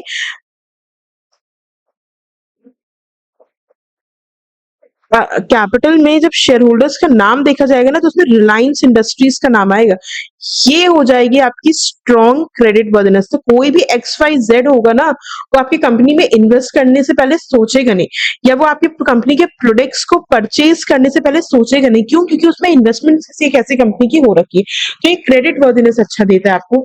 अच्छा, अब इन्वेस्टर्स के लिए क्या बेनिफिट होता है? देखो इन्वेस्टर्स के लिए सेम वही बेनिफिट, हाई रिटर्न मिलता है उनको। ठीक है, अगर कंपनी अच्छा कर ले जाती है तो भाई रिटर्न भी अच्छा मिलता है। आपने 100 रुपए लगाए थे, हो सकता है 100 लगाए थे आपने डिविडेंड के फॉर्म में, वो आपको तो 1 लाख भी देते अगर कंपनी अच्छा कर रही है। ठीक है, कैपिटल गेन, सब शेयर प्राइसेस, कैपिटल गेन ये वो वाला कैपिटल गेन नहीं है। कैपिटल गेन का मतलब कि अगर शेयर के प्राइस बढ़े तो आपको वो भी एक फायदा मिल जाता है। आप जब सेल करने जाते हो तो वहां पे आपको बेनिफिट हो जाता है। दूसरा, बोनस शेयर्स है, राइट इश्यू है, इन सब के बेनिफिट आपको मिलते हैं। आपके पास वोटिंग राइट्स का बेनिफिट होता है। ठीक है, कुछ डिसएडवांटेजेस भी होती हैं इसकी, जैसे ऑब्वियसली डिविडेंड जो होता है आपका वो टैक्स डिडक्टेबल नहीं होता है। अनलाइक इंटरेस्ट ऑन डिबेंचर्स, आपको वहां पे टैक्स डिडक्शन नहीं मिलता है। यानी इसपे जो डिविडेंड आप अर्न करते हो उस पे आपको डीडीटी पे करना पड़ता है। ठीक है, अगर आप कई सारे शेयर्स को इश्यू कर देते हो कंपनी, अगर ये कंपनी के हिसाब से हम आपको बता रहे हैं कि एक तो डिविडेंड जो वो देती है उसका उनको बेनिफिट नहीं मिलता, डिविडेंड आप अपने खर्चों में से माइनस नहीं कर सकते हो। ठीक है, दूसरा अगर आप बहुत ज्यादा शेयर्स अपनी दे देते हो, टू मेनी शेयर्स आप दे देते हो तो कहीं ना कहीं वो आपका कंट्रोल डाइल्यूट कर देता है। इन्वेस्टर्स के लिए क्या डिसएडवांटेज है? पहली चीज तो वही हो गया कि अगर प्रेफरेंस नहीं मिलता है उनको, रिसेशन में प्राइस फॉल्स होते हैं तो वो उनके लिए कैपिटल लॉस हो जाता है। लिक्विडेशन के टाइम पे भी इनको सबसे लास्ट में रखा जाता है। इनकम अनसर्टेन होती है, इसलिए कोई गारंटी नहीं कि उनको डिविडेंड मिले ही मिले। मैनेजमेंट चूज कर सकती है नॉट टू डिस्ट्रीब्यूट प्रॉफिट्स, अगर अर्न हुआ है प्रॉफिट तो भी भले ही मैनेजमेंट इनके बिहाफ में काम कर रही, बट हो सकता है वो कहते कि भाई हमें कंपनी में और देखो, आप रियल वर्ल्ड में जब देखोगे ना, बुक्स में देखोगे ना, तो ये चीजें लिखी होती हैं कि भाई management board of directors company के बिहाफ में काम करे तो फलाना ढिमकाना। बट रियल वर्ल्ड में जब आप एंटर करोगे ना देन यू विल रियलाइज कि नहीं, शेयर होल्डर सिर्फ शेयर होल्डर्स ही होते हैं। मेरे पास भी रिलायंस के शेयर होल्डर हो जाएगा, बट उसका मतलब ये नहीं कि वहां मुकेश अंबानी एंड ग्रुप बैठ के मेरे लिए काम कर रहे हैं। नहीं, मैंने इन्वेस्ट जरूर किया है वहां पे, उसका रिटर्न वो मुझे दे रहे हैं, पर रियल वर्ल्ड में डिसीजंस वही ले रहे थे। कुछ डिसीजंस होते हैं जो शेयर होल्डर्स के हाथ में होते हैं, वो भी मेजोरिटी रूल अप्लाई करके वो शेयर होल्डर्स डिसीजंस ले रहे होते हैं जिनके पास ज्यादा स्टेक होता है। तो ऑटोमेटिकली जो बोर्ड ऑफ डायरेक्टर्स होते हैं वही शेयर होल्डर्स बन जाते हैं कंपनी के, एंड वही सारे डिसीजंस ले रहे होते हैं बिकॉज मेजोरिटी रूल्स यहाँ पे अप्लाई किया जाता है। होपफुली तो डिसएडवांटेजेस का बस इतना याद रखना कि डिसएडवांटेजेस यही होते हैं कि पहली बात तो इनको इनकी इनकम जो होती है वो अनसर्टेन होती है। अनसर्टेन होती है इनकम, क्यों? क्योंकि कोई गारंटी डिविडेंड नहीं होता है। दूसरी चीज, रिसेशन के टाइम पे जो है इनका इनका शेयर प्राइस फॉल हो जाते हैं एंड कैपिटल लॉस होता है इनको। लिक्विडेशन के टाइम पे इनको जो है सबसे लास्ट में पे किया जाता है। ठीक है, मैनेजमेंट चूज कर सकती है नॉट टू पे डिविडेंड, क्योंकि डिविडेंड पे करना मैनेजमेंट के हाथ में होता है, शेयर होल्डर्स के हाथ में नहीं होता है, इसलिए। नेक्स्ट, दूसरी तरीके के हमारे कैपिटल मार्केट में जो इंस्ट्रूमेंट होता है वो होता है प्रेफरेंस शेयर होल्डर्स। अब अगर आप इनके नाम से ही देखो ना, प्रेफरेंस शेयर होल्डर्स, तो नाम ही इनका बता रहा है कि ये कौन से शेयर होल्डर्स है। ये प्रेफरेंस, इनको हर चीज में प्रेफरेंस दी जाती है, यानी कि ये प्रायोरिटी दी जाती है। यानी ये कह सकते हैं कि इनके पास प्रेफरेंशियल राइट्स होते हैं, प्रेफरेंशियल राइट होते हैं डिविडेंड को लेके, रीपेमेंट को लेके। ठीक है, before equity share holders. Equity share holders के कंपैरिजन में इनको, यानी कंपनी अगर लिक्विडेट हो रही है तो कंपनी के पहले एक डेटर्स को सॉरी, कंपनी के पहले कंपनी क्रेडिटर्स को पे कर देगी, अदर जो भी स्टैट्यूटरी ड्यूज है उसको पे कर देगी, ठीक है, डिवेंचर होल्डर्स को जो पे करना है वो पे कर देगी। उसके बाद कंपनी जब आती है देन फिर आपके शेयर होल्डर्स आते हैं, इसमें भी वो पहले प्रेफरेंस शेयर होल्डर्स को पे करती है, फिर कुछ अगर बचता है तो ही इक्विटी शेयर होल्डर्स के पास कंपनी जाती है पे करने के लिए। ठीक है, इसी तरह डिविडेंड में भी यही होता है, डिविडेंड में सबसे पहला जो है प्रेफरेंस शेयर होल्डर्स को दिया जाता है, फिर इक्विटी शेयर होल्डर्स को दिया जाता है। तो इनको हम ये कह सकते हैं ना कि ये आपके वीआईपीस होते हैं, गेस्ट होते हैं, ठीक है, इनको पहले सर्व किया जाता है, फिक्स प्लेट होती है इनकी, क्योंकि इक्विटी शेयर होल्डर्स आपके रेगुलर गेस्ट होते हैं। तो जो आखिरी में बचा भाई वो कहते हैं ना, जब घर में शादियां होती है तो रखवा दिया जाता है कि पहले बारातियों को सारा खाना दे दो, उसके बाद जो घराती बचते वो खाते हैं। तो प्रेफरेंस शेयर होल्डर्स बाराती, इक्विटी शेयर होल्डर्स खराती, क्योंकि उनको ज्यादा प्रायोरिटी दी जाती है। तो इसकी यानी हम ये कह सकते हैं कि जो आपके प्रेफरेंस शेयर होल्डर्स होते हैं, ये वो शेयर्स होते हैं जिनके पास प्रेफरेंशियल राइट्स होते हैं as to the payment of dividend at fix rate, ठीक है, payment of to capital liquidation के टाइम पे। ऐसा क्यों होता है? इनके पास राइट्स कम होते हैं, भले इनको ये सारे राइट्स मिल जाते हैं बट इनके पास इतने वोटिंग राइट्स नहीं आते हैं। अगर इनके फीचर्स की बात करें तो देखो, हाइब्रिड सिक्योरिटी होता है। ये हाइब्रिड सिक्योरिटी का मतलब क्या हो गया? यानी ये एक तरीके से ना डेट एंड इक्विटी के मिक्सचर्स होते हैं। देखो, प्रेफरेंस इक्विटी शेयर होल्डर्स में आप 1 रुपए भी इन्वेस्ट कर दोगे चलेगा, प्रेफरेंस शेयर होल्डर्स में इन्वेस्टमेंट ही इतनी हाई हो जाती है, पहली बात तो, ठीक है।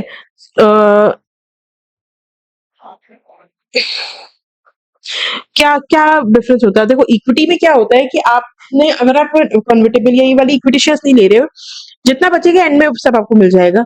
इनके पास ना ये परसेंटेज बेस चलते हैं, 5% preference share holders, 10% preference share holders, 15%। तो जब कंपनी लिक्विडेट होगी या जब डिविडेंड डिक्लेयर होगा तो इनको सिर्फ इतना ही मिलेगा, इससे ज्यादा नहीं मिलेगा। मान लो कंपनी को 1 लाख का प्रॉफिट हो जाता है तो 1 लाख में से 5% इनको मिलेगा, बाकी 95% इक्विटी शेयर होल्डर्स यहाँ पे ले जाते हैं। ये डिफरेंस होता है। कभी कभी ये भी होता है, कंपनी अगर लॉस में जा रही है तो भाई क्योंकि ये प्रेफरेंस शेयर होल्डर्स है तो इनको मिलना तो है ही, तो इनको कुछ ना कुछ मिल जाता है, इक्विटी वालों को जीरो मिलता है। तो वो आपके ऊपर रिस्क लेने के ऊपर है। इसलिए कहते हैं कि एक तरह की हाइब्रिड सिक्योरिटी, यानी यहाँ पे इक्विटी एंड डेट दोनों ही मिक्स्ड होता है। यहाँ पे फिक्स्ड रेट ऑफ इंटरेस्ट मिलता है इन लोगों को, जो भी इनका जो भी शेयर कैपिटल स्टेटस होता है। एंड एडवांटेज ये भी होता है कि जो प्रेफरेंस डिविडेंड होती है ये भी डिडक्टेबल नहीं होती है, सेम वही इक्विटी वाली, ठीक है। दूसरा, क्लेम ऑन इनकम की अगर हम बात करें, क्लेम ऑन इनकम की यहाँ पे बात करें, अगेन अगर ये 10% प्रेफरेंस शेयर होल्डर्स है, प्रेफरेंस शेयर्स है, तो ₹10 ही मिलेगा अगर फेस वैल्यू जो है वो 100 रुपए है, 10 रुपए पहले पे किया जाएगा, बाकी जो रिमेनिंग होगा वो इक्विटी को दिया जाएगा। तो fix dividend paid before equity share holders, claim और यानी फिक्स डिविडेंड यहाँ पे पे होता है बिफोर इक्विटी शेयर होल्डर्स, इसीलिए ये बहुत ज्यादा इनको मिलता 100% है, लेकिन फिक्स्ड मिलता है, ज्यादा नहीं कम नहीं, ठीक है। अगर 10% वाले लिए तो भाई 10 ही मिलेगा। अब वहां पे अगर कंपनी को मेजर प्रॉफिट हो रहा होता है ना, तो इनके लिए डिसएडवांटेज हो जाता है। क्लेम ऑन एसेट की भी सेम ही कंडीशन है, बस यहाँ पे ये होता है कि इनको प्रायोरिटी मिल जाती है over equity share holders. Equity के पहले इनको प्रायोरिटी मिलती है, बट इक्विटी के कंपैरिजन में प्रायोरिटी मिलती है। यहाँ इनको डेट के कंपैरिजन में प्रायोरिटी नहीं मिलती, ये भी याद रखिएगा। ऐसा नहीं है कि जो डिवेंचर होल्डर्स है उनके पहले इनको दे दिया जाएगा। वोटिंग राइट्स यहाँ पे रिस्ट्रिक्ट हो जाते हैं, इनके लिमिटेड कंट्रोल रहता है, अनलाइक इक्विटी शेयर होल्डर्स इनके पास पूरा पूरा कंट्रोल रहता है, ठीक है। जनरली कोई वोटिंग राइट्स नहीं होते हैं, बट अगर डिविडेंड इनके अनपेड होते हैं 2 साल से ज्यादा के लिए तो इनको वोटिंग राइट मिल जाता है। यानी अगर आप प्रेफरेंस शेयर होल्डर्स हैं तो आप हर एजीएम में या हर मेंबर्स की मीटिंग में पार्ट नहीं ले सकते हैं। लिमिटेड वोटिंग राइट्स होता है इनके पास, लिमिटेड वोटिंग राइट्स होता है इनके पास। ठीक है। टाइप्स की अगर बात करें, अलग-अलग तरीके के प्रेफ़रेंस शेयर्स भी होते हैं। जैसे डिविडेंड के ऊपर बेस्ड होते हैं, क्यूमुलेटिव डिविडेंड के ऊपर बेस्ड होते हैं आपके क्यूमुलेटिव प्रेफ़रेंस शेयर। यहाँ पे अनपेड डिविडेंड आपका जो होता है, जो डिविडेंड आपका पे नहीं हुआ तो उसको एक्यूमुलेट करते हैं एंड उसको आप फ्यूचर में पे करेंगे इक्विटी डिविडेंड से पहले। एग्जांपल, अगर 2024 में आपको आपका डिविडेंड अनपेड है और वो 2025 में कैरिड फॉरवर्ड हो रहा है, 2025 में कंपनी डिसाइड करती है कि 24 वाला डिविडेंड पे किया जाए, तो इक्विटी से पहले आपको दिया जाएगा। दूसरा होता है इसमें non cumulative preference share. Again, unpaid dividends आपके लैप्स हो जाते हैं और कैरी फॉरवर्ड नहीं होते। ऑब्वियसली ये आपके हाथ में होता है, आप कौन से लेना चाहते हैं। इंटरेस्ट रेट यहाँ पे दोनों में हाई हो जाता है, दोनों में ही कुछ ना कुछ बेनिफिट्स होते हैं। पार्टिसिपेशन के ऊपर अगर हम देखें तो आपके एक होते हैं पार्टिसिपेटिंग प्रेफरेंस शेयर, एक होते हैं non participating. Participating preference share जो होते हैं वो अपना सरप्लस शेयर कर सकते हैं, सॉरी, कंपनी अपने प्रॉफिट्स का जो सरप्लस होता है उसको शेयर कर सकती है डिविडेंड पे करने के बाद, आप फिक्स डिविडेंड पे करने के बाद। ठीक है, यानी ये कंपनी के पार्टिसिपेटिंग नॉन पार्टिसिपेटिंग का मतलब कि कुछ ऐसे प्रेफरेंशियल होल्डर्स जो कंपनी के जो प्रॉफिट होता है उसमें पार्टिसिपेट करते हैं, कुछ होते हैं जो कंपनी के प्रॉफिट में पार्टिसिपेट नहीं करते हैं। एग्जाम्पल, अगर आपने 10% के इक्विटी प्रेफरेंशियल्स लिए तो आपको 10% तो पे हो जाएगा, 10% के हिसाब से आपको डिविडेंड पे हो जाएगा। अब उसके बाद कंपनी ने इक्विटी शेयर होल्डर्स को भी डिविडेंड दे दिया, उसके बाद भी कंपनी चाहे तो इनको एक्स्ट्रा डिविडेंड भी दे, यानी कि fix dividend and equity dividend देने के बाद भी कंपनी इनको चाहे तो कुछ डिविडेंड दे सकती है। जो ऐसे शेयर प्रेफरेंस शेयर होल्डर्स होते हैं उनको पार्टिसिपेटिंग, एंड सिर्फ अगर आपको फिक्स डिविडेंड मिल रहा है तो आप नॉन पार्टिसिपेटिंग होते हैं। कन्वर्टेबिलिटी के बेस पे होते हैं, कन्वर्टेबल होते हैं, नॉन कन्वर्टेबल होते हैं। कन्वर्टेबल कौन होते हैं? वो जो आपके कन्वर्ट हो सकते हैं इक्विटी शेयर्स में, नॉन कन्वर्टेबल जो आपके कन्वर्ट नहीं हो सकते इक्विटी शेयर होल्डर्स में। रिडम्पशन के बेस पे होते हैं वो redeemable preference shares, non redeemable वो प्रेफरेंस शेयर्स जो आपके रिडीम हो जाते हैं, कंपनी इन प्रेफरेंस शेयर होल्डर्स को कैपिटल को रीपे कर देती है after fix period. And non redeemable ये आपके प्रीपे नहीं होते हैं कंपनी जब तक चल रही होती है। ठीक है, सो कंपनीज एक्ट में कंपनी आपके लेकिन कंपनीज एक्ट में कंपनी आपके इररिडीमेबल प्रेफरेंस शेयर्स को इशू नहीं कर सकती है। मैक्सिमम जो उसको रिडम्पशन पीरियड यहाँ पे देना होता है कंपनीज एक्ट में वो 20 साल का देना ही होता है, एक्सेप्ट इंफ्रास्ट्रक्चर कंपनी जहाँ पे रिडम्पशन पीरियड अलग होता है। ठीक है, अच्छा, क्वेश्चन आता है कि फायदा क्या होता है प्रेफरेंस शेयर होल्डर्स को। देखो, क्यों company preference share holders issue करेगी? देखो, जब कोई कंपनी अपनी कंपनी का कंट्रोल किसी और के हाथ में रखे बिना कैपिटल रेज करना चाहती ना, तो कंपनीज प्रेफरेंस शेयर होल्डर्स को इशू करती हैं। यानी अगर कोई कंपनी चाह रही है कि वो शेयर्स भी इशू कर दे अपनी कंपनी, यानी अपनी कंपनी के कैपिटल का पार्ट भी किसी इन्वेस्टर्स को बना ले, लेकिन उसका कंट्रोल ना दे आउटसाइडर्स को, उस केस में कंपनी प्रेफरेंस शेयर होल्डर्स को इशू करती है। वो इन्वेस्टर्स के ऊपर होता है कि उनको लेना है या नहीं लेना है। उम्मीद है आप लोगों को यहाँ तक की चीजें समझ में आ गई होंगी, सारी चीजें कंप्लीट होंगी। Next I will be moving with the debentures. Debentures क्या होते हैं? ये भी कैपिटल मार्केट का एक इंस्ट्रूमेंट होता है। डिबेंचर्स के नाम से आपको पता है ये डेट इंस्ट्रूमेंट्स होते हैं, जिसको इशू करती है, डेट इंस्ट्रूमेंट्स होते हैं जिसको इशू करती है कंपनी, किस लिए? बोरो करने के लिए मनी, किससे? पब्लिक से, पब्लिक से या फाइनेंशियल इंस्टीट्यूशन से। तो जब कोई कंपनी पैसे बोरो करने के लिए पब्लिक या इंस्टीट्यूशन से पैसे बोरो करने के लिए डेट इंस्ट्रूमेंट्स को इशू करती है, कोई इंस्ट्रूमेंट इशू करती है, that is called the debentures. ये कंपनी के क्रेडिटर्स होते हैं, ऑफ कोर्स ये कंपनी के क्रेडिटर्स ही होते हैं। जो डिबेंचर होल्डर्स होते हैं वो कंपनी के क्रेडिटर्स होते हैं। ठीक है, ओनर नहीं होते हैं। ये क्या होते हैं? या पे क्रेडिटर्स होते हैं, not an owner. When company कोई भी इक्विटी शेयर्स को इशू करती है तो वो ये कहती है कि आप मेरे साथ पार्टनरशिप में आइए, और जब कंपनी डिबेंचर्स इशू करती है वो ये किसी से कहती है कि आप मुझे लोन दीजिए, तो और मैं आपको उसके बदले में फिक्स इंटरेस्ट एंड रिटर्न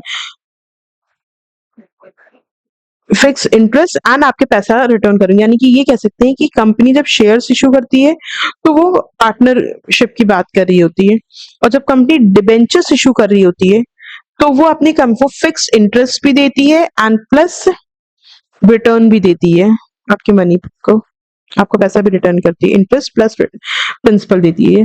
ठीक है। अगर रिलायंस कंपनी एनसीडीज इशू करती है 10,000, रिलायंस कंपनी ने 2024 में इनफैक्ट 10,000 करोड़ के एनसीडीज को इशू भी किया है, तो वो उसको बोरो करती है अपने इन्वेस्टर्स से फिक्स रेट पे अराउंड 7 to 8%, जिसको वो उन्होंने 5 से 7 साल में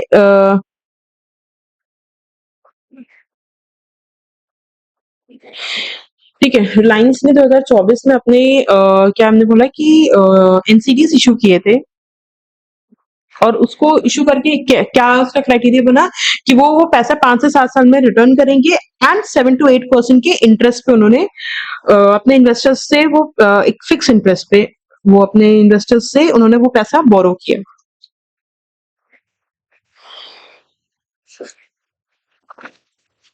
एंड जैसे ही उनका वो क्योंकि वो नॉन कन्वर्टेबल थे, तो जैसे ही उनका वो पूरा फिक्स इंटरेस्ट पे हो गया, वो डिबेंचर्स उनकी बुक से हटा दिए गए। कैरेक्टरिस्टिक्स की बात करें, मैच्योरिटी, ऑब्वियसली इनको प्रायोरिटी मिलता है, इनकी फिक्स लाइफ होती है जितने टाइम के लिए आप इनको इशू करते हैं। ठीक है, परमानेंट के लिए नहीं होते। जिस दिन आपने जो भी मैच्योरिटी पीरियड इनका होता है, जैसे वो खत्म हुआ, ये वहीं के वहीं रिडीम कर दिए जाते हैं। ठीक है। क्लेम ऑन इनकम की बात करें, अनडाउटली इनको प्रायोरिटी मिलता है, लीगल ऑब्लिगेशन होता है इनके पास। ठीक है। फिक्स इंटरेस्ट पेबल होते रिस्पेक्टिव आपका कोई भी प्रॉफिट हो या ना हो, कुछ भी हो, इवन अगर कंपनी लॉस भी मेक कर रही है, इंटरेस्ट इनका जरूर पे होगा। असेट पे क्लेम की बात करें, असेट पे क्लेम की बात करें, अगेन ये फर्स्ट होते हैं क्यू में, जैसे आपके प्रेफरेंस शेयर होल्डर्स इक्विटी के पहले होते हैं, वैसे ये सबसे पहले होते हैं। वोटिंग राइट्स की बात करें तो कोई कंट्रोल इनके पास नहीं होता है, इसलिए इनके पास कोई भी, केवल इनके पास क्या होता है, रिटर्न्स होते हैं और कोई वोटिंग राइट्स नहीं होते। हाँ, बस इतना जरूर रहता है कि इनको प्रायोरिटी जरूर मिलती है हर चीज में। क्यों? क्योंकि ये क्रेडिटर्स होते हैं कंपनी के। टाइप्स की बात करें, अलग अलग तरीके के डिवेंचर्स भी होते हैं। ठीक है। जैसे आपके सिक्योर्ड या मॉर्गेज डिबेंचर्स होते हैं, जहां पे आप कुछ ना कुछ प्रॉपर्टी अपनी सिक्योरिटी पे रखते हैं। अनसिक्योर्ड डिबेंचर्स होते हैं जहां पे कोई चार्ज नहीं क्रिएट होता, कंपनी के एसेट्स के ऊपर रिस्की होता है इन्वेस्टर्स के लिए, सिक्योरिटी में आपकी एसेट पे चार्ज क्रिएट होता है। आपके रिडम्पशन के बेस पे रिडीमेबल डिबेंचर्स होते हैं। इररिडीमेबल डिबेंचर्स होते हैं, यानी वो डिबेंचर्स जो आपके रिडीम हो जाएंगे after a fix period. Commonly company यही इशू करती है। इररिडीमेबल वो होते हैं जो जब तक कंपनी में जिंदा रहती तब तक के लिए उनको कुछ रिपेमेंट नहीं मिलता है।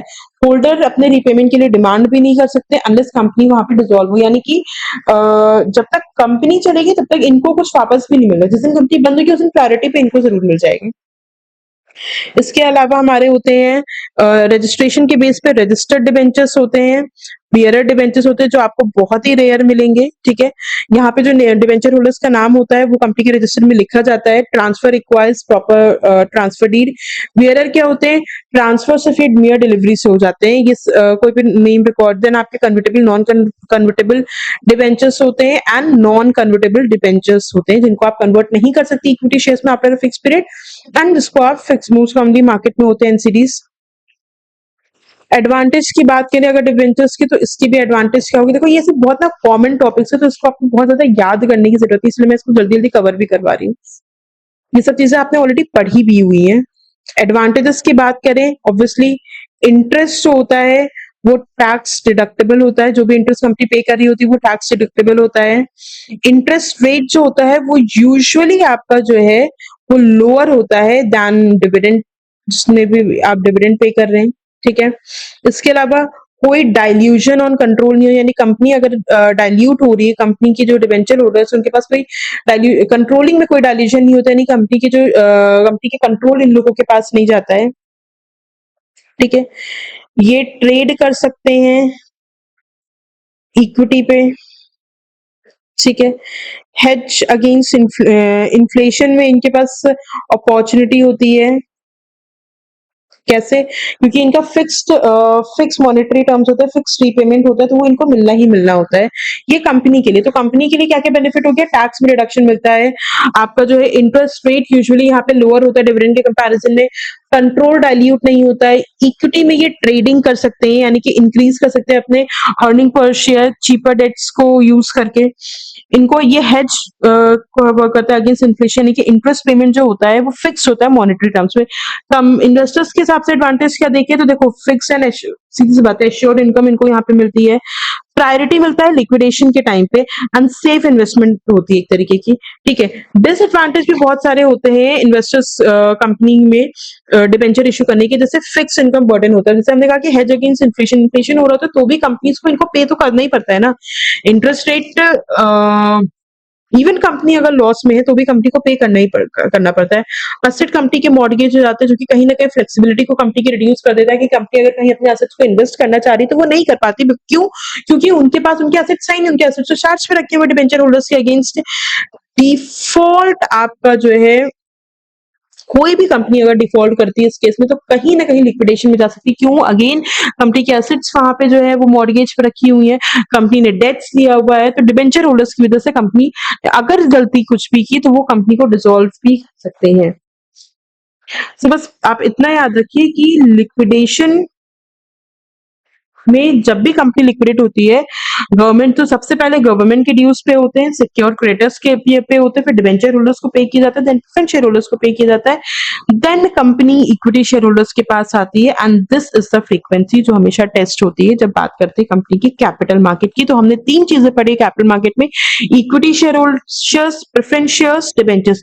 अब हम इसको क्विक रिविजन इसका एक बार करके, एंड आपकी कैपिटल मार्केट का पूरा पोर्शन हमने कवर कर दिया। देखो, 3 चीजें हमने पढ़ी equity shares, preference shares and debentures. Equity shares कौन होते हैं? जो कंपनी के रियल ओनर्स होते हैं, ये भी ओनर्स ही होते हैं, ये भी ओनर्स ही होते हैं, लेकिन ये हाइब्रिड मोड के होते हैं, यानी जहां पे डेट एंड इक्विटी दोनों काम आती है। एंड ये कंपनी के कौन होते हैं? ये कंपनी के क्रेडिटर्स होते हैं। अगर हम बात करें कंट्रोल की, अगर हम बात करें इनकम की, तो जो इक्विटी शेयर्स होते हैं उनको डिविडेंड मिलता है, इनको भी डिविडेंड मिलता है, लेकिन इनका डिविडेंड जो होता है वो फिक्स नेचर का होता है, एंड यहाँ पे इनको इंटरेस्ट मिलता है, वो भी फिक्स नेचर का। ठीक है, टैक्स ऑन इनकम पे अगर हम बात करें, डिविडेंड यहाँ पे जो होता है ये डिडक्टेबल नहीं होता है, यानी आप अपनी इनकम में से डिविडेंड को डिडक्ट नहीं कर सकते हैं। सेम यहाँ पे भी आपका जो डिविडेंड आप पे करते हो वो डिडक्टेबल नहीं होता, बट जो इंटरेस्ट आप पे करते हो वो आपकी इनकम में से डिडक्शन अलाउड होता है। ठीक है, वोटिंग राइट्स की बात करें तो इनको वोटिंग राइट्स मिलते हैं, इनको नहीं मिलते हैं, और इनको भी नहीं मिलती, या हम ये कह सकते हैं इनको लिमिटेड वोटिंग राइट्स मिलते हैं। ठीक है,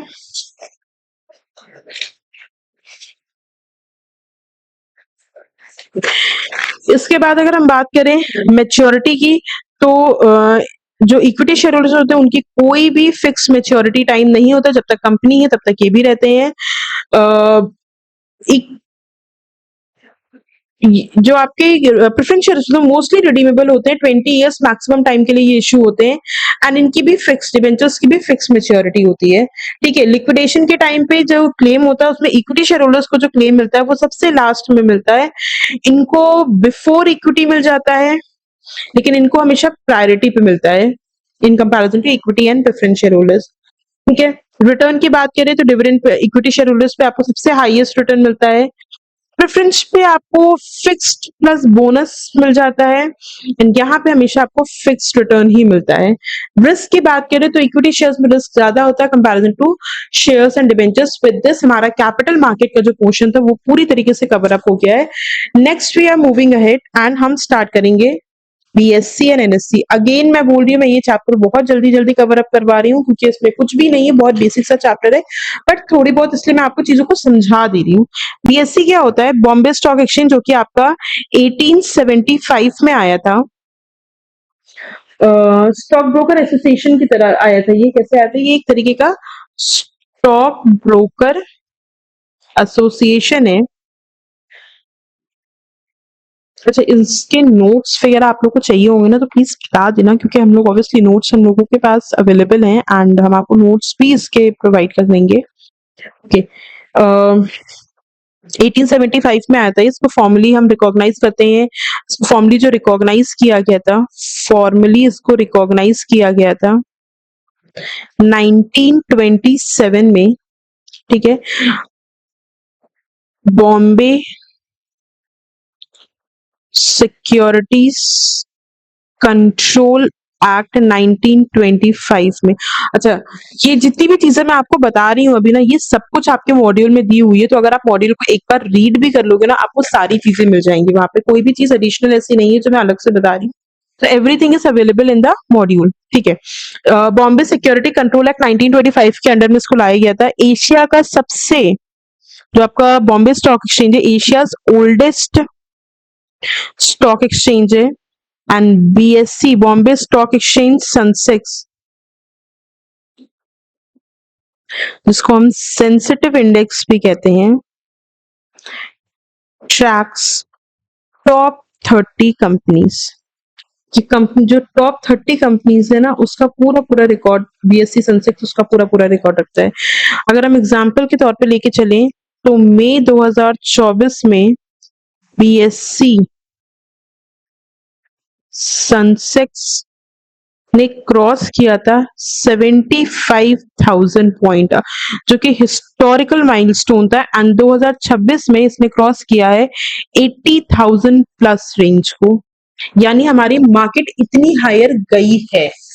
26 में, 26 में हमारी जो मार्केट है उसने 80,000 प्लस रेंज को क्रॉस किया है, ठीक है।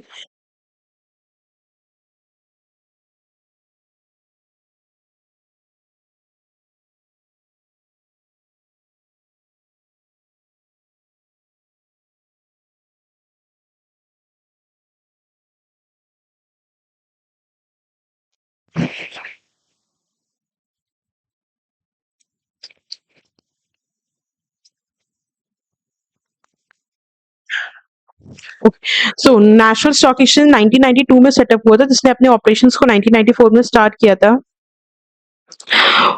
अगेन ये भी फुल्ली इलेक्ट्रॉनिक स्टॉक एक्सचेंज है इंडिया में। स्क्रीन पे ये फुल्ली इलेक्ट्रॉनिक स्टॉक एक्सचेंज है। स्क्रीन बेस्ड ट्रेडिंग होती है यहाँ पे। आप जब देखोगे ना एनएससी के बाहर, तो एक प्रॉपर स्क्रीन लगी हुई है, और वहां पे आपको पूरी जो भी स्टॉक मार्केट में अप्स एंड डाउन चल रहे होते हैं वो वहां पे प्रॉपर दिखता रहता है, ठीक है।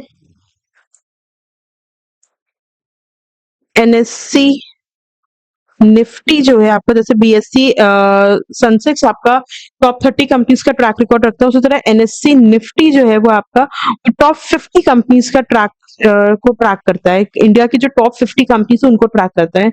एंड एनएससी को सेटअप किया गया था on the recommendation of Pherwani committee, याद रखिए, फेरवानी कमिटी के रिकमेंडेशन पे। देखो अगर आता है ना एनएससी एंड बीएससी के बारे में, तो अगर आप इतना भी लिख के आओगे ना, इतना भी आपको पूरे पूरे मार्क्स मिल जाएंगे। इसीलिए मैं उसको बहुत शॉर्ट में और क्रिप्स में पढ़ा रही हूँ, क्योंकि अभी ऑब्वियसली हमारे पास इतना टाइम नहीं कि हम पूरा पूरा आपको एनएससी बीएससी के ऊपर सब कुछ बता पाए। आगे की चीजें होंगी तो हम लोग वो भी डिस्कस कर लेंगे, बट अभी हमारे पास इतना टाइम नहीं है, बिकॉज ऑब्वियसली ये फास्ट ट्रैक लेक्चर्स की तरह चल रहे हैं, ठीक है।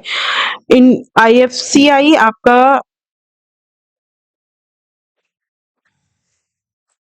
International financial corporation of India, industrial financial corporation of India आपका फाउंडिंग इंस्टीट्यूशन है जो एनएससी ने बनाया था। ये फाउंडिंग इंस्टीट्यूशन है ऑफ एनएसई, ठीक है।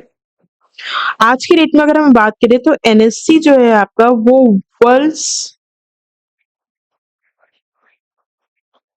Largest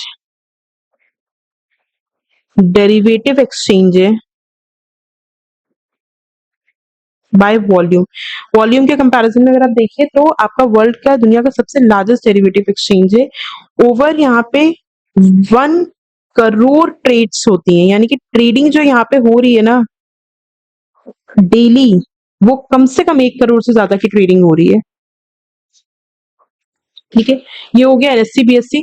again I am telling you, आप सिर्फ इतना लिख के आओगे, पूरे पूरे मार्क्स आपको आराम से मिल जाएंगे, क्योंकि बेसिक्स ऑफ एनएससी क्वेश्चन ऐसे आ सकता है, define NSC and BSc. 5-5 point लिख देना, इसमें आराम से आपको मिल जाएंगे। जितना इसमें मैंने अभी बताया आपको वो सब नोट कर लो और इसको लिख के आ जाना। Then we have a SEBI, और 100% आई एम टेलिंग यू ये क्वेश्चंस एग्जाम में आएंगे, तो प्लीज इसको पढ़ के जाइएगा। सेबी आपकी कैपिटल मार्केट रेगुलेटर होती है, ये वो ऑर्गेनाइजेशन होती है, वो रेगुलेटर होते हैं जो एनएससी, बीएससी सभी को रेगुलेट कर रही होती है। 1988 में आई थी ये। स्टैच्यूटरी पावर इनको जो है मिली थी 1992 में। ठीक है। सभी ये जो आपके दोनों स्टॉक एक्सचेंज है ना, इनको रेगुलेट करती है आपके स्टॉक एक्सचेंजेस को, ब्रोकर्स को, म्यूचुअल फंड्स को, प्रोटेक्ट करती है आपके इन्वेस्टर्स के इंटरेस्ट को। तो सेबी एक ऐसी ऑर्गेनाइजेशन है जो आपके रेगुलेटर्स को, स्टॉक एक्सचेंज को रेगुलेट करती है। अब देखो, स्टॉक एक्सचेंज बना दिया गया, बट स्टॉक एक्सचेंज को रेगुलेट करने के लिए भी तो कोई ना कोई होना चाहिए। तो वो अथॉरिटी किसके पास है? Stock exchange board of India 1992 के तहत जो stock exchange board of India बनाया गया था, उसके पास है। ठीक है। जस्ट लाइक आरबीआई रेगुलेट करता है बैंक्स को, सेबी आपके रेगुलेट करती है कैपिटल मार्केट को। ठीक है। 2023-24 में आपकी सेबी ने कुछ एक्शंस भी लिए थे फ्रंट रनिंग कुछ फंड मैनेजर्स के अगेंस्ट, एंड कुछ एफएनडो आपके जो है ट्रेडिंग के कुछ एफएनडो की ट्रेडिंग्स हो रही थी, उसको भी क्रैकडाउन किया था। तो सेबी के बारे में अगर आप पढ़ोगे तो सेबी एक ऐसी रेगुलेटरी बॉडी है जो स्टॉक एक्सचेंज, स्टॉक मार्केट को पूरी तरीके से कंट्रोल करती है। अभी आपने शायद सुना भी हो सहारा स्टेट्स के, मतलब आप अगर किसी भी तरीके के कैपिटल मार्केट में फ्रॉड कर रहे हो ना, तो सेबी डायरेक्ट आपको आंसरेबल होती है। सेबी सेबी के पास आप डायरेक्ट आंसरेबल होते हैं। इसीलिए अगर अभी आप लोगों ने सुना भी हो, बहुत सारे जैसे सुब्रतो राय के ऊपर सेबी ने कुछ पेनाल्टीज लगाई क्योंकि उन्होंने इन्वेस्टर्स के पैसे इधर-उधर उनकी कंपनी ने किए। इसी तरह आपने अभी सुना होगा अनिल अंबानी के ऊपर बहुत सारे अभी रिसेंट में 26 में 25 में उनके ऊपर भी सेबी ने बहुत बड़ा पेनाल्टी लगाया है। इनफैक्ट उनको बार कर दिया गया है, बैन कर दिया गया स्टॉक मार्केट में डील करने के लिए। तो बहुत ही स्ट्रिक्ट पेनाल्टीज होती हैं सेबी की। ठीक है। आई एम जस्ट होपिंग कि यहाँ तक आप लोग को बहुत ही शॉर्ट में मैंने सारी चीज़ों को देखो कवर अप कराने की कोशिश की है। अगर आप अपने मॉड्यूल में जाके देखोगे ना, तो आपको ये सारी चीज़ें एज़ इट इज़ दिखेंगी। कोई कोई खास चीज़ ऐसा नहीं है जो नहीं है, ये हमारा पोर्शन इतना कवर अप हो चुका है। डिबेंचर्स हमने कवर कर लिया। एक बार आप बस ना अपने मॉड्यूल को बस रीड कर लेना। डिसएडवांटेज है कन्वर्टिबिलिटी के बेस पे, एंड 100% इससे क्वेश्चंस आते हैं। एमएसएमई में अभी बता दूंगी आपको। ठीक है। ये पोर्शन हम लोगों ने इतना कवर अप कर लिया है अपनी मॉड्यूल से। यहाँ तक है capital market. Next will be moving head to the banks. Banks में भी हम बहुत शॉर्ट में ही सही, बट हम चीजों को कवर अप कर लेते हैं।